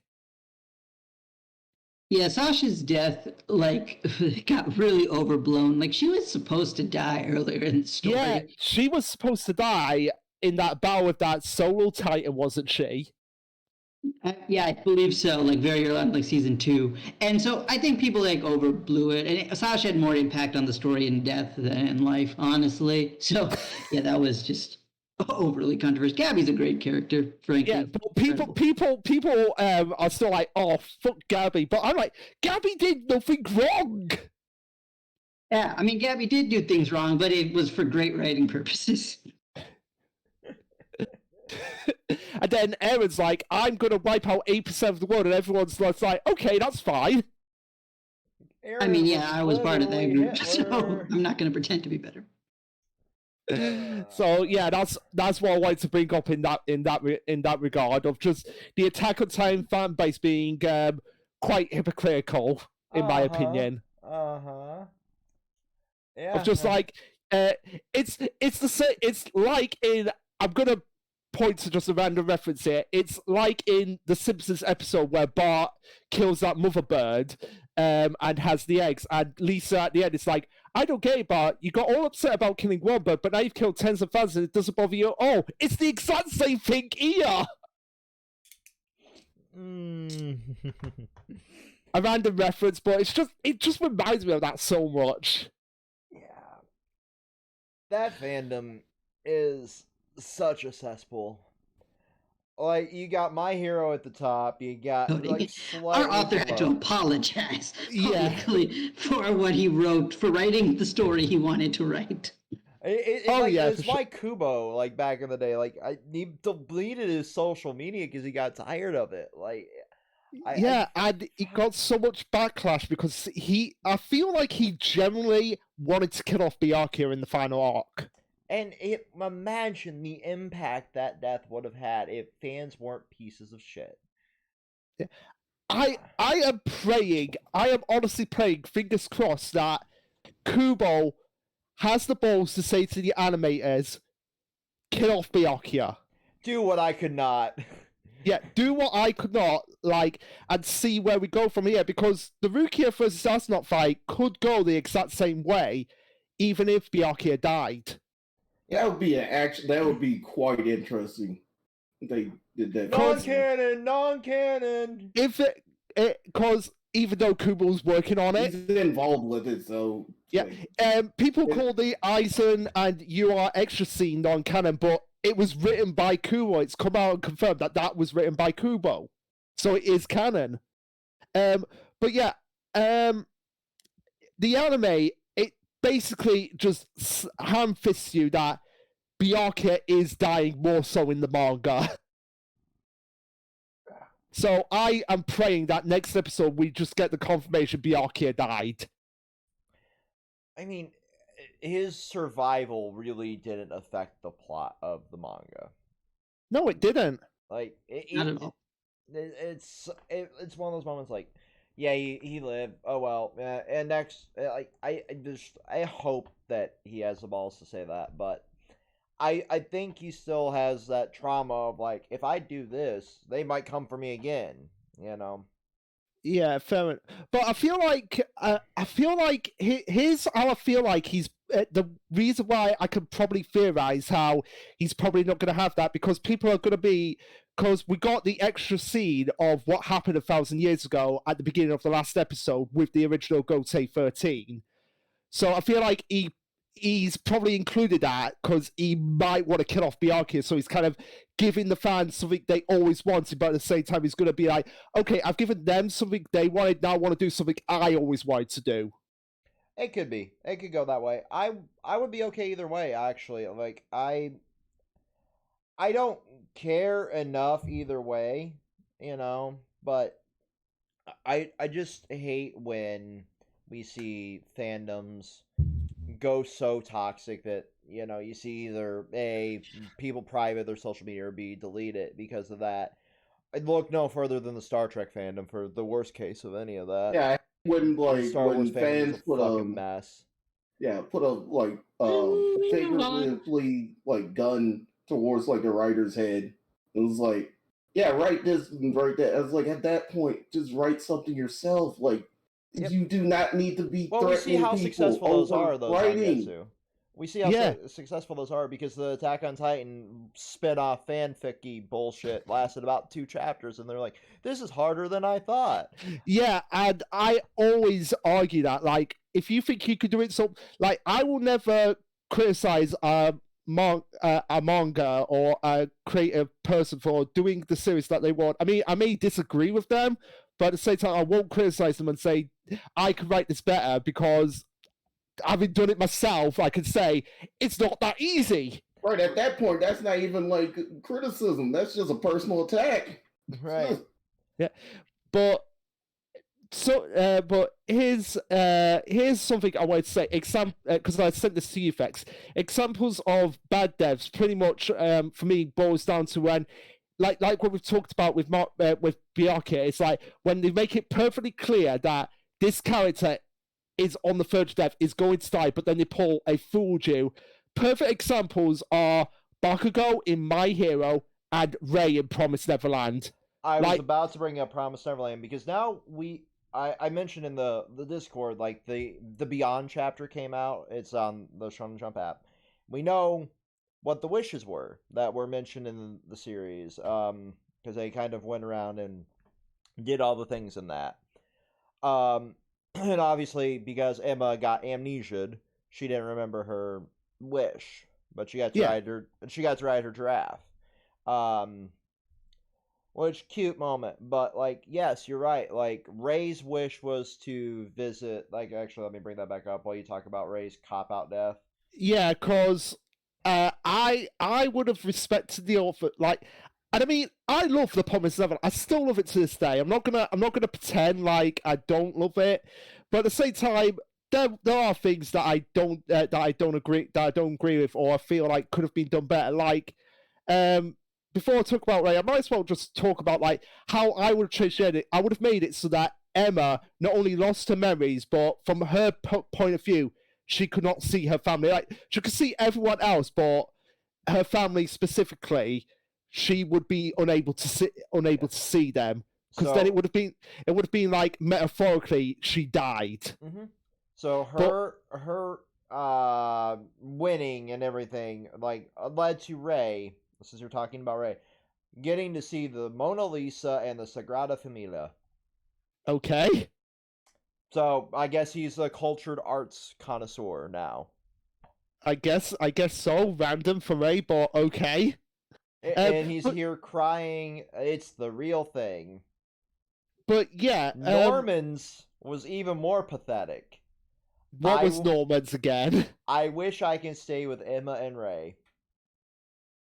You already got your wish.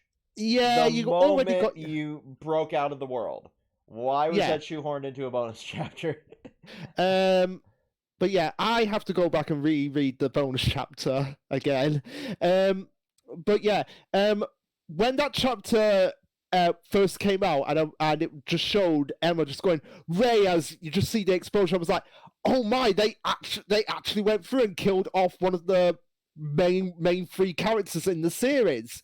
And then immediately the next week, and I remember doing this because I remember filming the chapter when this came out, way back when Promised Neverland first came out, and I just remember going for like 2 minutes non-stop, just no. It was one of those, like, I'm just over here like, what the fuck happened? Oh, he lived. Because way back when we reviewed Promised Neverland, like, slowly you could see us getting disenfranchised with it. And I have my Yeah. own thoughts about the end of the series. You have your own thoughts. You think Isabel's death has weight. I disagree. I feel it does, because it does kind of come full circle for her, and kind of gives her the redemption that it gives her a little bit of redemption, but it's after so many betrayals. Like, but at the same time as well, it has impact, because Emma's not going to remember Isabella as well now.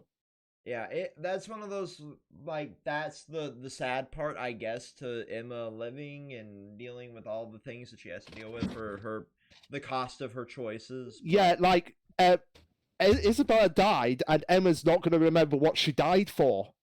Yeah, no, also not going to remember the fact that she literally kind of was going to have her cannibalized by demon alien things. So maybe that's a good one.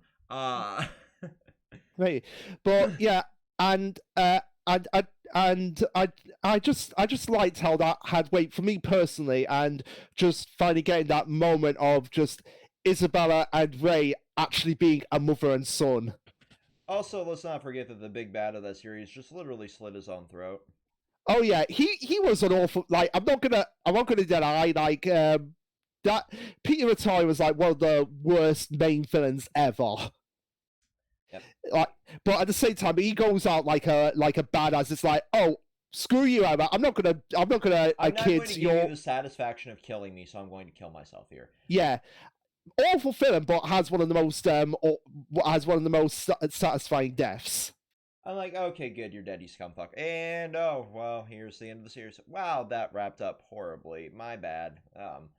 But I, like, that, there's so much wrong with that series. And the author, having read through, like, her whole bonus volume on the Shonen Jump app, like, you can see that they can write coherent one-shots and coherent stories.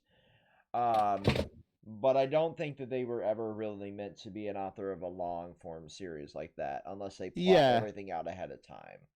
Yeah, I've said this before. I feel like what they should have done before anything is just be like, okay, we have an ending for, if the series doesn't go well, we at least have an ending that's somewhat satisfying, the escape from Gracefield. But if it does become successful, we have this backup ending that we can lead to. Yep. And then I mean, fill in between that. Yeah, and I mean, the ending to Promised Neverland, again, like I said, could have worked if it was like Emma loses her memory completely of everyone, and she loses the ability to see them, and they're just like, you know what?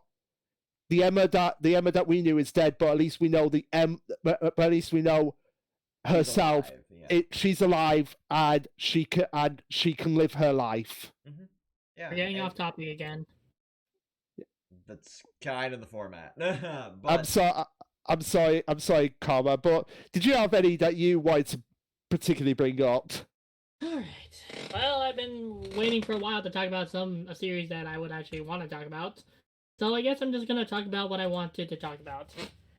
Right now, I think the best series that handles death well is JoJo's Bizarre Adventure. I'm gonna be talking about two parts that handle death well: JoJo Part 1 and then JoJo Part 4. The way I see death is more or less, it's got to have a purpose in a story. Whether it's the main goal, or it has to radically signify a change.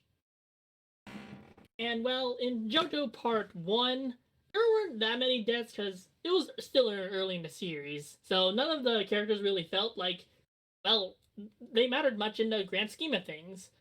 Other than Speedwagon, who, well, we didn't really get to know much about, his death was mildly impactful.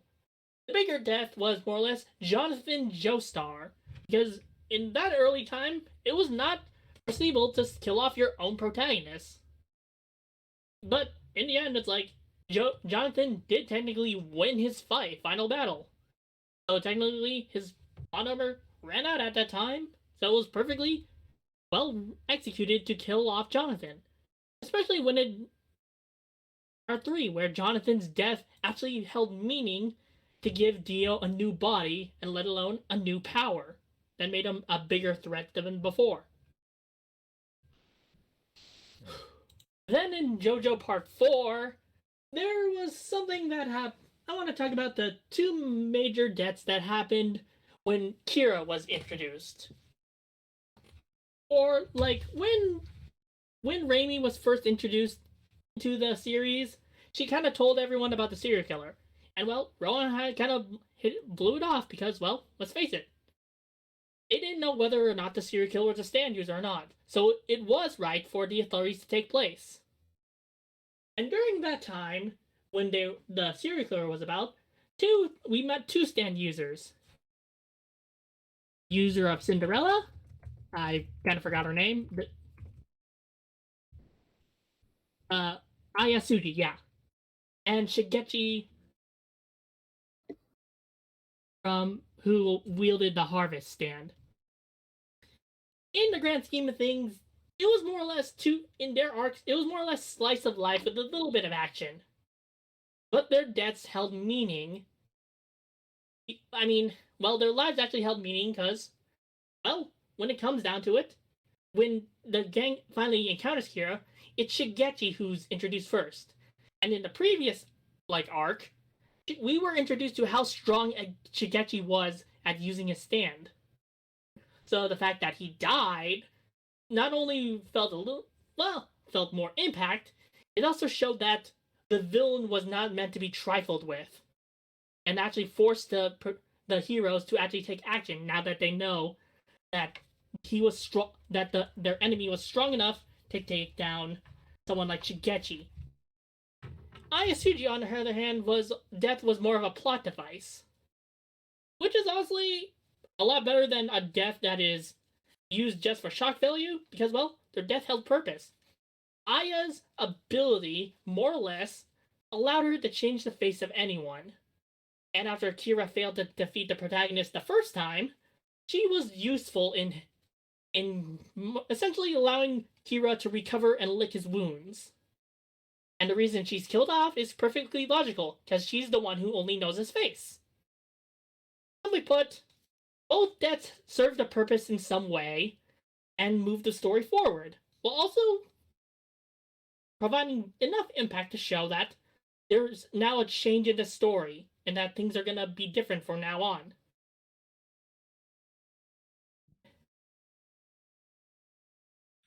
All right.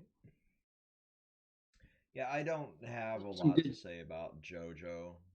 It's a series that I consume and enjoy. It does do death really well, but it's not one that I have a lot of thoughts on. That's why Andrew and Red usually carry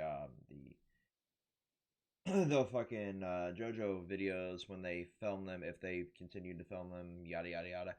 But I will say, like, those do sound like they have been the most impactful. I know JoJo has some of the most batshit insane battles, deaths that go all over the place, canonically, non-canonically, what have you. But that series is just so fucking batshit. That's the furthest thing from my mind. Realistically. Yeah, and I don't know anything about JoJo's, which is why I've been silent this whole time. I actually have been replying to texts that entire time, and I feel unprofessional as hell. And I'm the farthest thing from a professional anyway. But yeah. Welcome to how I was feeling a majority of the time I jumped in. Yeah. Also, I'm kind of confused. The moment I knew One Piece was out, I was oh yeah, I had nothing to talk about. Shit.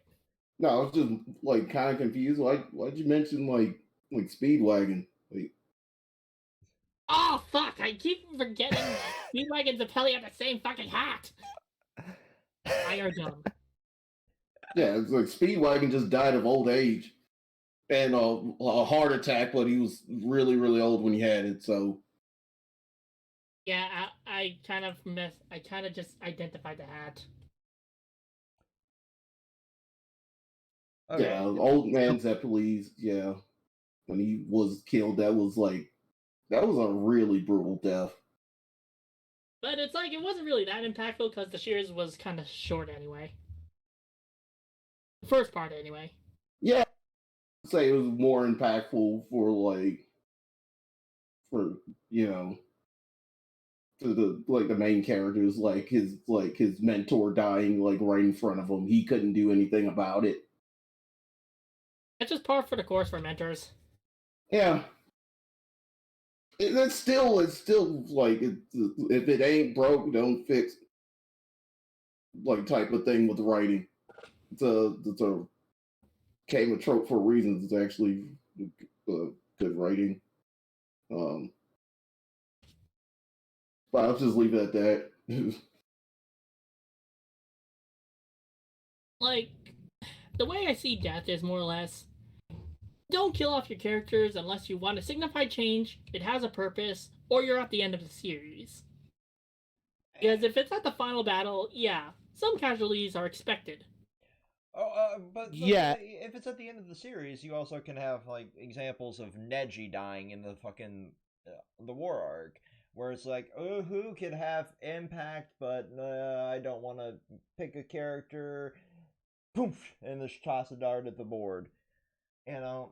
Yes, it mattered because of the whole brotherly rivalry between Neji and Naruto, and the fact that he's been banging his sister for probably the last year and a half behind closed doors. But at the same time, really, that's the one death in an entire war arc where you expect countless deaths and countless, fucking injuries. You have a whole healing squad out there, tending to wounds, but you got one that you can't revive. Oh, don't even get me started on wars, because I'm going to go back to My Hero. The only casualty that had somewhat weight was off screen, and that was Midnight. How about twice? Twice, I guess, but I'm talking about more on the hero side. Yeah. Like Gran Torino, by all accounts, he should have died. Yeah. Okay, that's fair. Yeah, he That got part, pummeled. that's He got fair. pummeled into the ground, but also as well, again, going back to the fake outs as well. Recently in the manga, Bakugo. We've had It's also more Bakugo or less, fake out. I think the biggest parts of the war arc was that while there weren't a lot of deaths, there was actually a lot of characters that quit. Well, that's another issue I have with the war arc. The characters that quit, they weren't any significant characters in my eyes. What's the Karma? What's the name of the character in Class 1B that's always looking down on Class 1A? Monoma? Yeah, if it came down to him talking to Uraraka in that scene where that one hero is quick, if it was him saying is this what it's really like, and she goes yes, and he takes a step back, it's maybe I'm not for this lifestyle. That would have at least been impactful, because it would have gave his character some sort of redemption of going from this guy who's always smug, cocky, arrogant, thinking he's the best, to actually realizing the impact of war and just be I can't do this. You really won't let that go, will you? I mean, he's playing a big role in the current fight just in move on, Shigaraki. Yeah. I'm just gonna go on a point, just a rant on something, so let's just move on. Okay, but yeah, Bakugo just having the fake out death in the final arc is just really, we're doing this again. I'll be so fucking glad when My Hero's over. Yeah. I'll be so fucking glad. And the fact that when the manga's over, I'm still gonna have to hear about this dog shit series for another 3 years while the fucking anime wraps up. Yeah, that's really all the topics on my end that I wanted to talk about. Oh no, there was one more. I can't believe I forgot about. I can't believe I honestly forgot about this as one of the best devs. And Party Jams. I know it's taken so long to get to this. Considering it's my favorite series, you know which one I'm going for. Byakuya in Doctor Stone. Yeah, I was gonna bring that up if you didn't. Yeah, I was like, I had it on standby there. I was just like, how can I have not brought that up already? Which death? Byakuya's death. But like, which version? The actual death that was not the death in Doctor Stone reboot Byakuya, but the actual death that we see in the flashback in the series. I still like the reboot version better. I still do. Like, it made so much sense in the scientific and the sci-fi version of that universe. But I get why they wanted to ground it more in the manga. But that reboot manga has such cool shit in it. What reboot manga? Yeah, it really does. Doctor Stone reboot Byakuya. Oh. It's like a 9-chapter side. Yeah. It's a 9-chapter manga that was written by the artist of Doctor Stone with input from Inagaki. And kind of like he does the Ace stuff for One Piece. Yeah. But yeah, Byakuya's death, I just love, and it's like, it was actually the Shonoji, shout out to him, when he did his top 5 Doctor Stone moments, that was actually number 1, the Byakuya flashback, because he basically summed it up as well as it could ever be summed up, that Byakuya just had such a, despite not being in the main series, like in the present storyline, just his impact and its influence on not just Senku but everyone in the series, considering that all his that all his descendants, and it allowed us to see a different side to Senku, because Senku for the longest time in that series was just like the stoic character, not really showing emotion. Going from that to actually realizing that his dad has been dead for 3,700 years and he never even got a chance to say goodbye. I feel like that's what just gives the biggest gun punch to his death, is that Senku never got a chance to say goodbye. And to add on to what Luke is saying, the thing with Byakuya's death is also the fact that this is a character whose impact in the story is like been present throughout, not only just because of how Senku ended up becoming the person he is because of his father's support, but also Ishigami's village's existence is largely thanks to Byakuya's actions, and that's kind of expanded a little more in the reboot version of the story as well. So Byakuya is an interesting character death, and I wasn't even sure if it fully counted in our discussion because he, technically was sort of dead by the time the story really gets started. I feel just to add on, I feel like it does count because we did see the death. Yeah, and I guess that's fair then. Ridiculous amount of time between Senku and like Byakuya, like a long time. Yeah, but like I said, that's what makes it so impactful. Like, again, Senku never got a chance to say goodbye. I do want to add one other thing, though, since we're bringing this up, and that has to do with like the final chapter, which I'm assuming we all read, but whatever. Spoiler warnings for anyone. I haven't read. I'm out. I'm out. I had the bail. Okay, no, I won't say anything then. Don't say anything. Fine, but I'm gonna say I'm a little worried that death may not have the impact it did based on what happens near the end of the last chapter, not counting the epilogue chapter, but like the last chapter. It depends if they want to do like a sort of sequel, but not a week to week, more like a when they feel like sort of thing.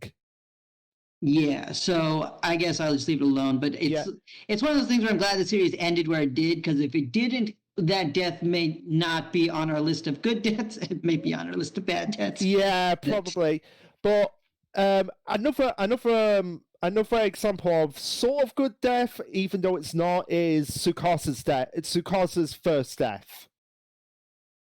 Yeah, that Yeah, it's actually an interesting one to talk about. because technically he does die because Senku has to kill him in order to preserve him for later. So technically, yes, Tsukasa does die. I mean, technically, in many ways, Senku also died when Tsukasa went after him. Oh yeah, definitely. So it's so interesting because like the idea of fake out death in general like really annoy me to a large extent because it's almost just like playing with your emotions. Like, oh, look at this character. Like basically you said with Bakugo, he's gonna die, but then he's like, nope, they're not dead. It's fine. But in Dr. Stone, it was for the first time there was like, here's a fake out deaths, but there's plot significance to this and very large consequences.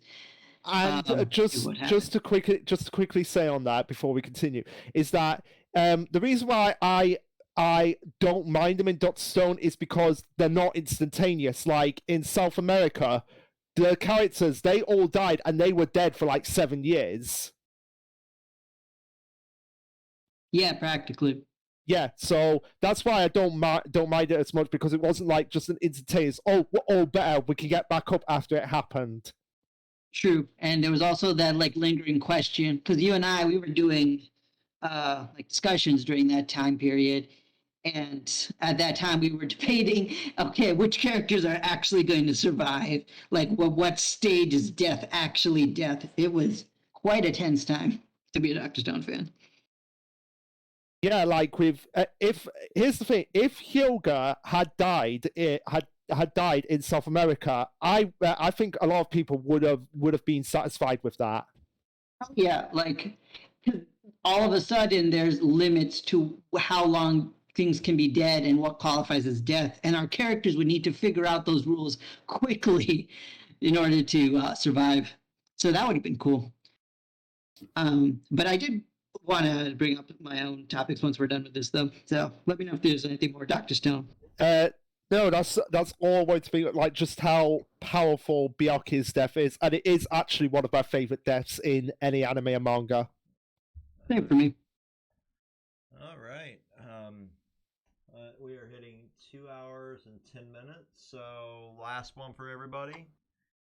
I wanted to bring up, because I feel like the most prevalent genre in anime is the isekai genre, where the way most deaths are treated are, okay, the character dies, but then they're reborn and their life is awesome.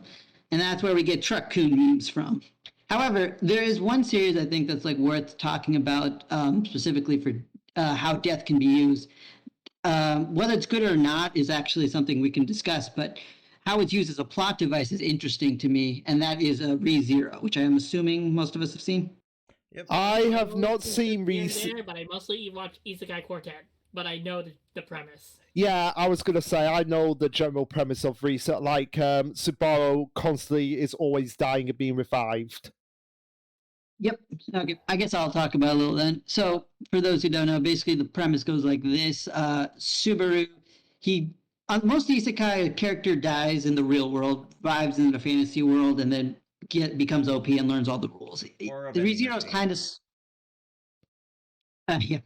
And then with Re:Zero, what they do is they have a character whose like ability is effectively dying, but then coming back to reset point, basically like a video game. Subaru kind of gets like a random save point. He doesn't set himself, but that the universe just sets for him.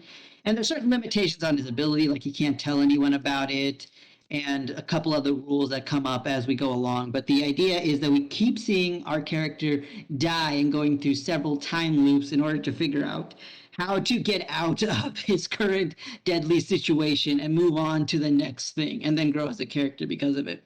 So I have my own issues with Re:Zero as a whole, but I think what's interesting in the context of our current discussion is that death is usually like, what impact does this leave for the characters afterwards, or how does the lack of death take away from the story? But with Re:Zero, it's more like, how can a story move a character and its narrative forward using death? And I think with Re:Zero, it's interesting because sometimes Subaru takes these lessons to heart, and then we, the viewers, are also trying to piece the puzzle of what's going on and how he's dying and how he can avoid it.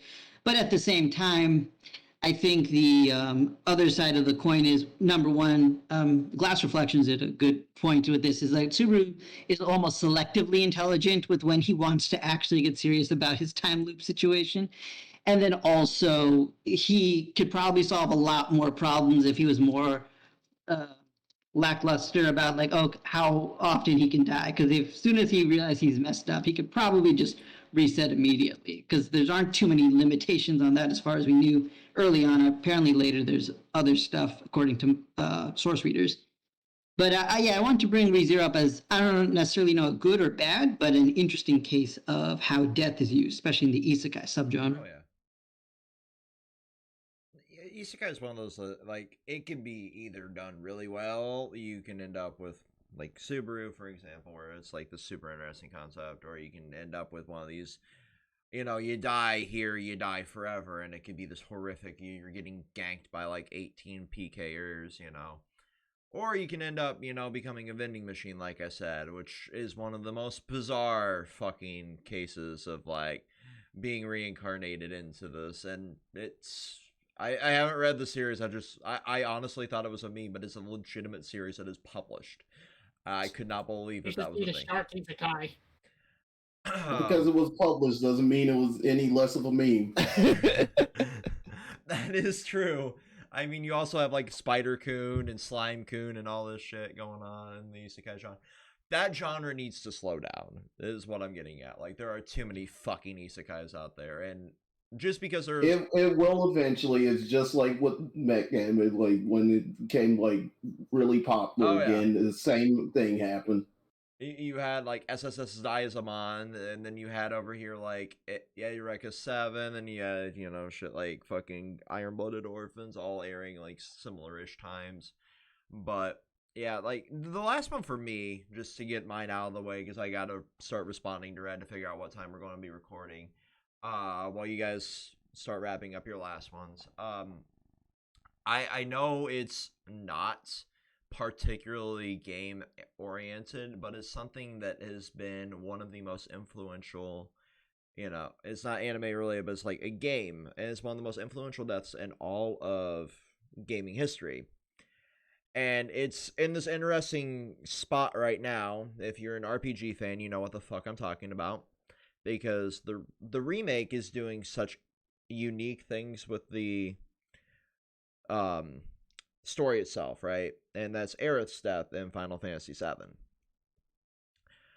If you think to the remake right now and how they're handling everything, where you are experiencing in part 2, for example, what we've been shown is like you're also experiencing story points from Sephiroth's perspective.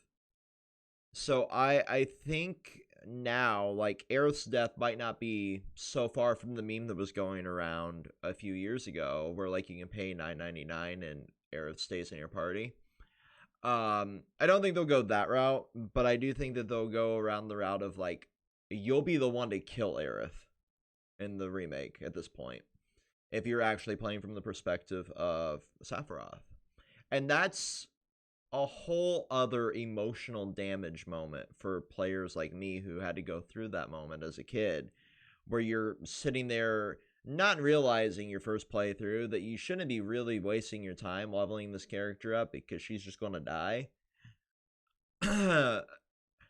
And I have a habit of liking mages in RPGs, and losing your mage is detrimental to your party. So it was a unique play perspective for that, because you really didn't really have a lot of buffs unless you knew where to grind, and for most people that was one of their first RPGs, from our generation anyway, our collective generation here. And like that moment of like her getting stabbed through the chest from above, like that sits with me to this day. And the more I'm diving into, because I've been replaying the remake on PC, I'm preparing for Crisis Core, which again, that's another whole like Zack's death is like your memory is saved in the cloud moment. Haha, funny meme. That there is of his own perspective, but like Final Fantasy VII had some of the most gut-wrenching throughout like all of its story points moments in RPG history. And the thing that I'm really loving about Nomura as a writer, the more and more I go through my life, is like, no matter how fucking acid trippy his stories are, because he's been helping with the production of the 7 remake, and arguably derailing his own franchise in Kingdom Hearts and putting it back on the rails, and they're just saying, fuck it, this train has no rails anymore. We're going to have 17 mobile games. We're going to have 35, storybooks over there. And now Sora lives inside a fucking quadratum, and it's, is he alive? Is he not alive moment. He knows how to make shit impactful. And with Aerith potentially, living inside the, I think it's going to also kind of, if they go the live route in the reboot or the remake, like, it's going to lessen that blow. But if you're the one that's pulling the knife, it's going to be so much worse. And that's where I'm like torn. Like, I want my hands on Square Enix. Hit me up. I have zero clout, but hit me up. Let me play that shit early. I want to know what the fuck's going on. Let me use my shitty channel. Let me play this game. But no, like, I that is like the most impactful thing in like gaming death to me, because that fucking still hurts. That still stings. I don't know if you guys feel that way, but it's just one. As I've been replaying the remake, like, I am like, I know, like, if you go the traditional route, you're going to die. If you go this way, you're going to be the one killing. If we go that, will I still feel something, Will I still feel anything if she lives in the reboot, So I'm conflicted, but it's still one of those moments that, like, it still hurts. It still fucking hurts. But yeah, like, anybody have thoughts on that, or the next one while I figure out when we're filming Chainsaw Man? Well, I actually had a question. I actually just got gifted the remake recently. Should I play the original before playing this one? Because originally I thought the remake is, like remake, so I good, but now I've been hearing that it's like takes the story in a different direction. So, Okay, quick thoughts on that? I would play the original, if only for experiencing the story as it was originally written. The first remake chapter, let's call it, does little diversions and expands the story. If you watched Advent Children, the CG movie from like 2003, it's available everywhere at this point. I own it on 4K even, for God's sakes. I've bought that as many times as I bought Kingdom Hearts, but it ties little bits and pieces of that into it. You get little bits and pieces of characters that you'll think mean nothing mean a whole lot more in the remake now. Because for the first mission, you have a companion that kind of just fucks off, and then you go on your journey. You get to like do more with her. You get to do more with her squad in it. And then you have like life sim bits and pieces put into where you can, form companionships with your parties as you go down through. I don't want to spoil like what those are since you haven't played it, but you get to experience like more like with Barrett, Tifa, and Aerith, depending on like what missions you do and how you handle them and what their outcomes are. It's really in depth, and that's why I'm going through it a third time, because I played it once on PS4, I played it once on PC, and now I'm going through for like the third to see like that special cutscene. And it's really cool like what they've done with that. But I still think like overall for the full experience, play through the original. I'm going to get chastised in the comments, but there's no reason to go out and try and fight the super bosses. There's really not. I don't do that in most RPGs, honestly. They're just too much of a pain. They're not horrific, but I would say go play the original, and then go and play the remake. You can beat the remake's first version in like 25 hours. It's not overly long. Nice. which is really nice for adults. But you can also, if you want to, soak 80 hours up in it easily. In the original, you can sink 120, 140 hours into it if you do everything. It's fucking ludicrously long. But yeah. In that case, I'll play the original first then. Yeah. Zangetsu, Luke, you guys got anything? No, I kind of lost track of what I was everything off of mine. Yeah. I really want to just bring up one particular death in another since we did Pokemon and Digimon. I might as well complete the holy trilogy of Yu-Gi-Oh! Oh, yeah. And more specifically, Yu-Gi-Oh! 5Ds with Kiryu, like Kiryu's death. I figured you would bring it up eventually, is why I left it out. Yeah. Because that is just like one of the best Yu-Gi-Oh! Stories ever. Just that whole story of Kiryu and his rise and fall, and then rise and fall again until he finally finds completion in his life. But at the same time, his death is like one of the most brutal in the series. Like, I would say Greiger is kind of brutal because he gets literally hanged to become a dark signer. Yeah. But at the same time, Kiryu, I just feel like because of they just cut how that from the dub, didn't they? Yeah, they did. They just literally had him hanging there for no reason. No explanation given, just like Yeah. But Kiryu's death was just so impactful because you got to understand the relationship he had with Crow, Yusei, and Jack, and how much how he started off as wanting to like just make Satellite a better place, but at the same time, the more power he got, it inevitably happened. The more corrupt he got, and it led to him basically. We don't know if it actually happened, but it pretty much implied that he killed that cop. Mm-hmm.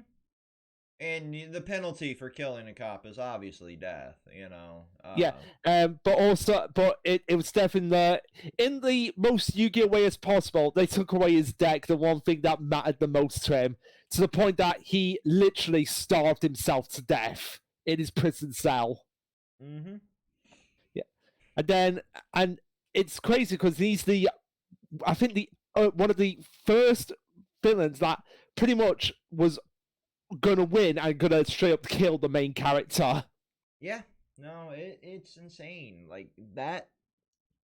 If you want Yu-Gi-Oh! Dark, 5Ds is definitely the choice there. Yeah, like just all the dark signers like deaths as well. Like you got Kiryu basically dying from starvation. You've got Greiger being hanged. You've got Carly basically being blasted out of a window by a cult leader. And Can't have cults in our American television. The only cult we have here is religion. Yeah, and you got Misty basically committed suicide because she thought her brother was killed by Akiza, only to realize that no, her brother wasn't killed by Akiza. He was tortured to death. I mean, yeah, that anime really went off the handles in the best way possible.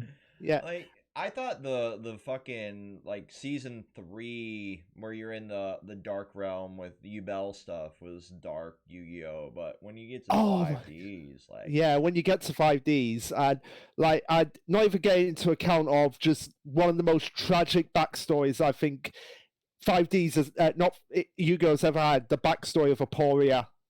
I think we touched about that on our dark backstories. We did, but it's just like just that backstory is just like death, and more death.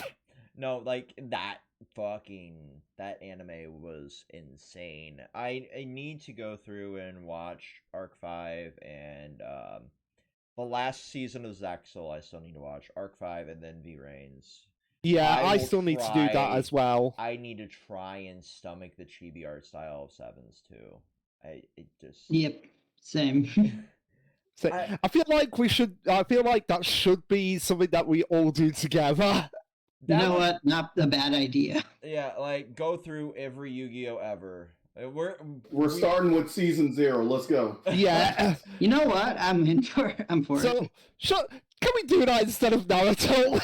We'll do that before Naruto. As a palate Okay. cleanser between the shittier seasons of fucking Power Rangers to okay, palate cleanser with Yu-Gi-Oh, and then we'll go into the I'm ripping my hair out of my head Naruto. Okay.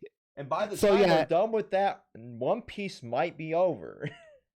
Yeah, but yeah, that's Might. generally what I wanted to bring up, just the deaths in 5Ds and just how brutal, but also how amazing they were, and how each of them connected to the characters, If we to ever do like the characters that they were actually facing in the Dark Sinus arc. I mean, if we were ever to do the death of the studio, I just looked down at my PC because it started making weird noises. I saw that my Kirito figure fell over. I need to open my case up and pick that up. But I remember how Crew managed to survive that weird cloud thing by going into a toilet. I think we should talk about Gynex and the fact that we are actually getting another season of Hanny and Stocking now. We're like the fucking craziest bit of it, but that's a video for another time. At 2 hours and 30 minutes basically, and a pestering notification that like I'm charging my laptop, be ready in 10 minutes from Red. So uh so season 1 is over. See you for season 2 at the end of the month of December. Stay safe over the holidays. Don't do anything stupid. And see you here in basically 30 days. Peace. Peace. Peace.